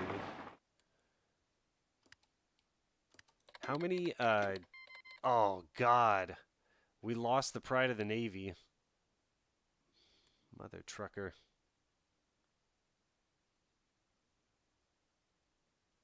I accidentally put that amphibious landing out here. That's my fault, guys.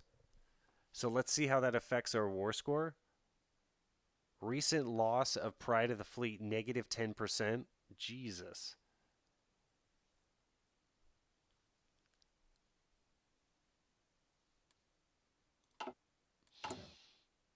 We're going to have to go into extensive conscription soon. We can replace Rudolf Hess now. And Himmler's the natural choice to do that. And let's look at the stats here. Non-core manpower, 2%. Foreign subversive activities, efficiency, negative 30. Damage to garrisons, negative 25%. So that's really good. The other thing I'd like to see is, since we're not really using the Panzer divisions, let's give them... Let's change this recon company into light armored recon, which is really what it should be.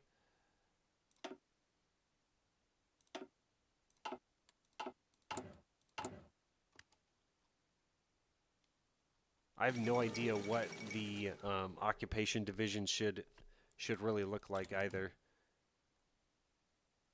Really, we still have enough. That's crazy. Are they actually in the division yet? Oh, they haven't been delivered.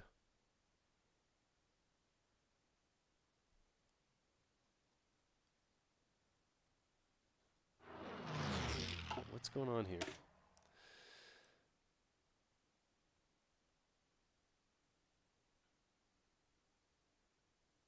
Okay, there it is, the armored car. Let's see what the stockpile looks like. Yeah, we're good. Wow. We can actually supply that with armored cars, and then we can make an armored car division template. Let's improve the MP template. So if you add in light armored recon here, it's not actually going to increase suppression. That would be nice if you actually could do that. So what I typically do is just like add one right there, and that's going to use 60 armored cars. Yeah, we're going to be way behind on armored cars, so we can't do that. But we should fill this out because it is going to save us a ton of support equipment.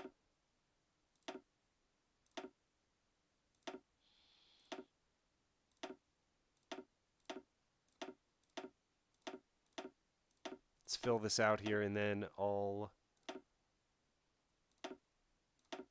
take a look at chat. Just to prove to you, let's see if this goes down. It might have gone down immediately. Or it would go up, actually. Okay, it probably happened immediately.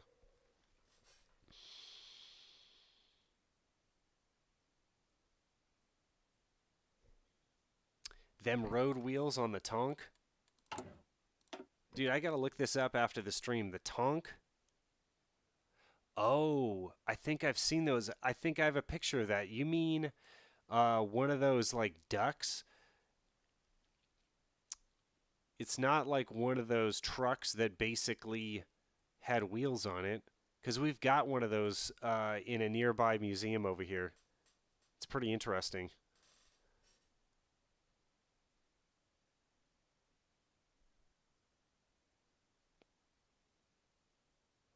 Click the link for a tonk. You'll be impressed. Merch is... Let me see if I can get that merch site up.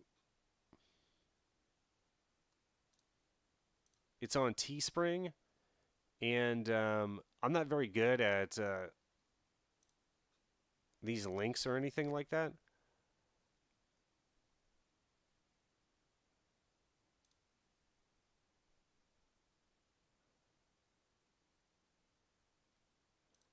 Let me copy the link here.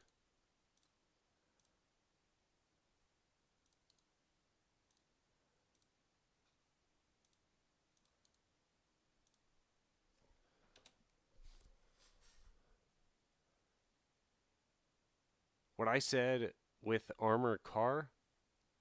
What did you say with armored car, Duck?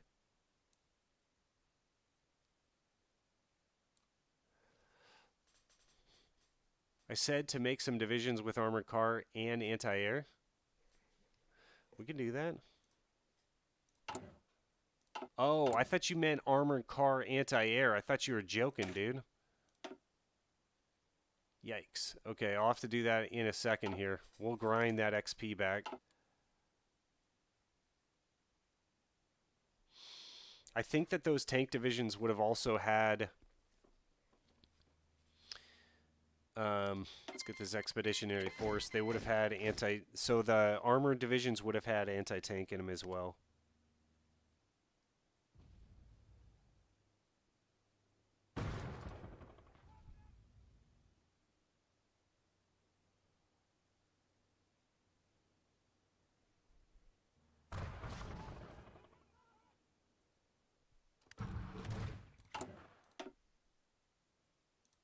Vihan, I can tell you want me to go ahistorical, but we're going to wait till the start date of Operation Barbarossa to attack into him. I believe it was June 6th, 1941. Or no, June 22nd, 1941. And actually, the anniversary of Operation Barbarossa would just came up. I wasn't able to do anything for it, though, unfortunately. We're not going to get war against Yugoslavia. We'll let Italy get into trouble, and then we'll save their ass.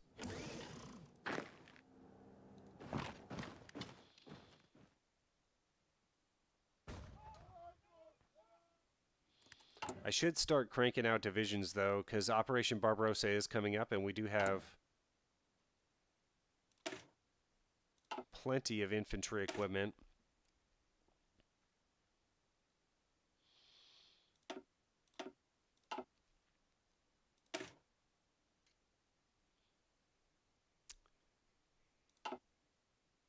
Let's train this.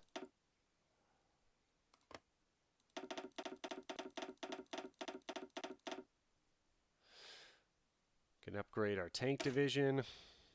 Put some AA in there. Historically, yeah, they controlled Yugo, but I don't think that they were part of the initial invasion, were they? I don't know much about that invasion, actually. War history lesson, don't invade Russia. That's for sure. Are you aware of what happened when Napoleon invaded Russia?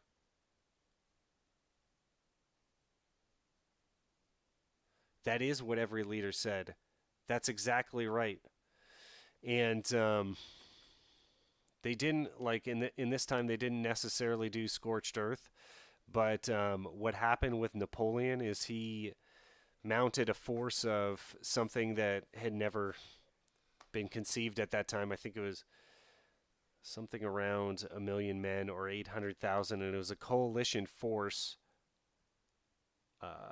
of a lot of the different European countries. But basically, as Napoleon went to Moscow, he thought that they were, you know, as the German OKW did, that after you take Moscow, war's over. So they just did a scorched earth. As Napoleon went through the crappy roads in Russia, they burnt every city that was in front of Napoleon, and they did not actually fight until um, I think until they got in front of Moscow, and I think so. There was one indecisive battle, but anyway, I do know about this. I have read books on Napoleon entering Moscow, but basically he gets into Moscow, and the reports were that the troops were going into homes and light and starting fires, and that the fireplaces were exploding because there were bombs planted in the fireplaces. So Napoleon actually got to the Kremlin, and I think that they were in the midst of looting it as the Kremlin's burning down, and he's still sitting there and didn't leave the city till the last minute. But that's basically when he peaked.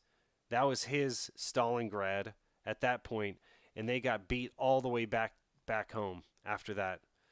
And the Russian winter was just setting in right as they got into Moscow. Kind of a similar scenario as to what happened to the Germans when they got to the gates of Moscow. That's when the first huge freezes were coming in.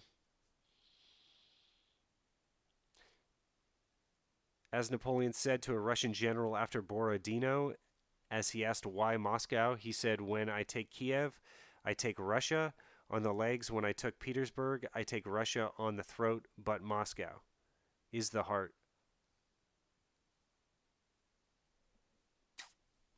We'll talk Barbarossa when we get to it, but I think Barbarossa has to go perfectly and then you could take it, but it's pretty crazy. How's this guy holding out? Oh, he's in the Maginot Line.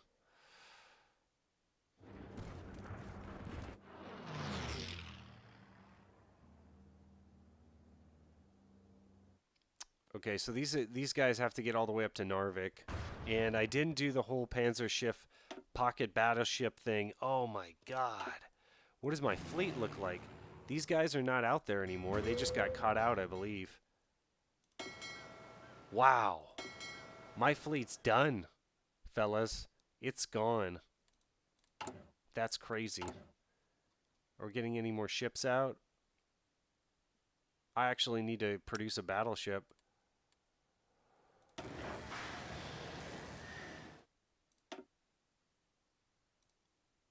It's no matter. So now we don't have the means of doing Sea Lion, but we weren't going to do Sea Lion anyway, so don't worry about it.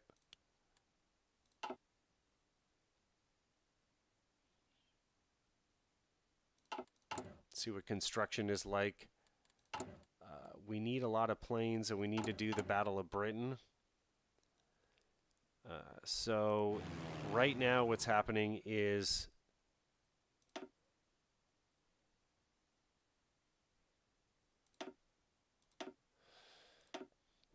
excuse me, let's get this going.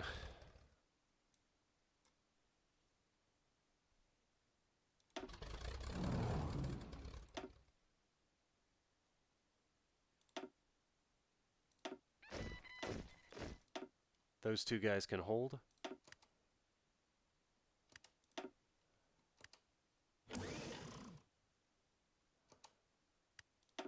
And unfortunately, I don't think I have any strategic bombers.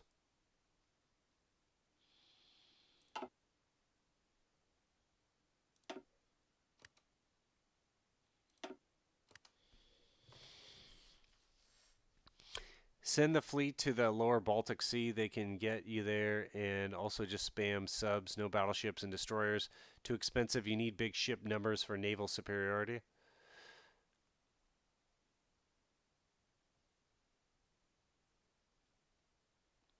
What always impresses me is during World War II, they essentially tore down the tank factories in the West and moved everything east and rebuilt them in such a relatively short time frame. Yeah, I think because you're able to do that because there are several key machining tools that you need for those factories. And everything else, you know, a lot of the equipment is ancillary to that. Italians are getting whacked in North Africa. So yeah, you can move factories, whole factories around for sure.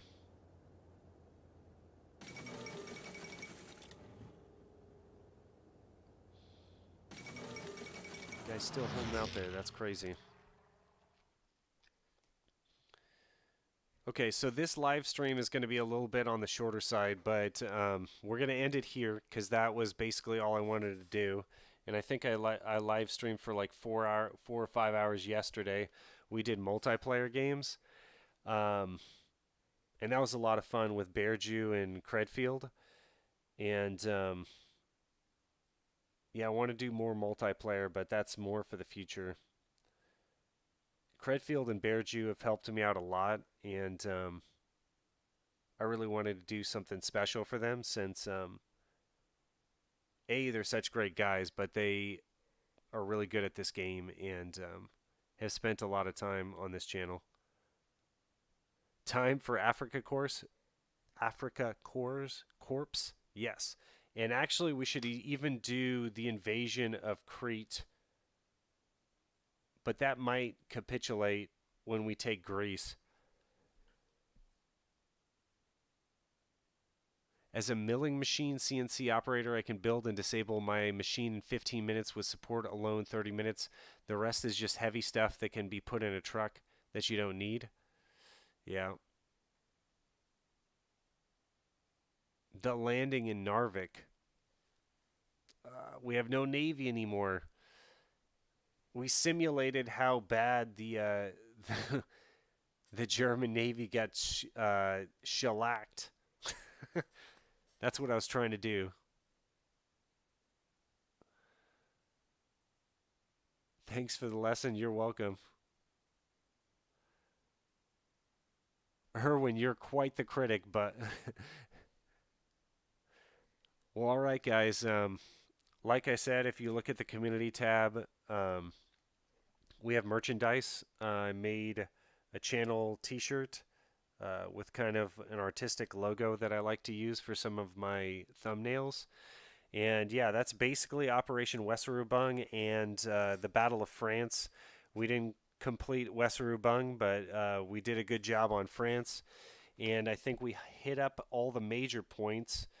I have videos that are even more detailed than this, basically, where I get the units down a little cleaner and the air vehicles down, the numbers a little closer to what they were historically. And yeah, we just hit up the Baltics on the next live stream, and North Africa will begin. And we'll see how far we get, but we might get to the start of Barbarossa, and then who knows what happens after that. I probably won't be able to help myself, and I'll probably capitulate the USSR, but maybe the AI will get the best of me. Who knows? So yeah, please leave a like and subscribe, guys. Go check out Mr. Terry's channel. He has a Discord that's very good as well, and a lot of people participate on that. He's got merch. I've got merch. So check out both of our channels. Mr. Terry has a history channel and a gaming channel. So be sure to check out the gaming channel. And he's doing a lot of different Assassin's Creed, and he's talking about a lot of gaming tiers and things like that. That's a lot of fun. What else? He just did Last of Us. That was a really great stream. I always love watching that game. All right, guys. Have a good night. Next stream is Thursday at 8:30. All right. Have a good night, guys.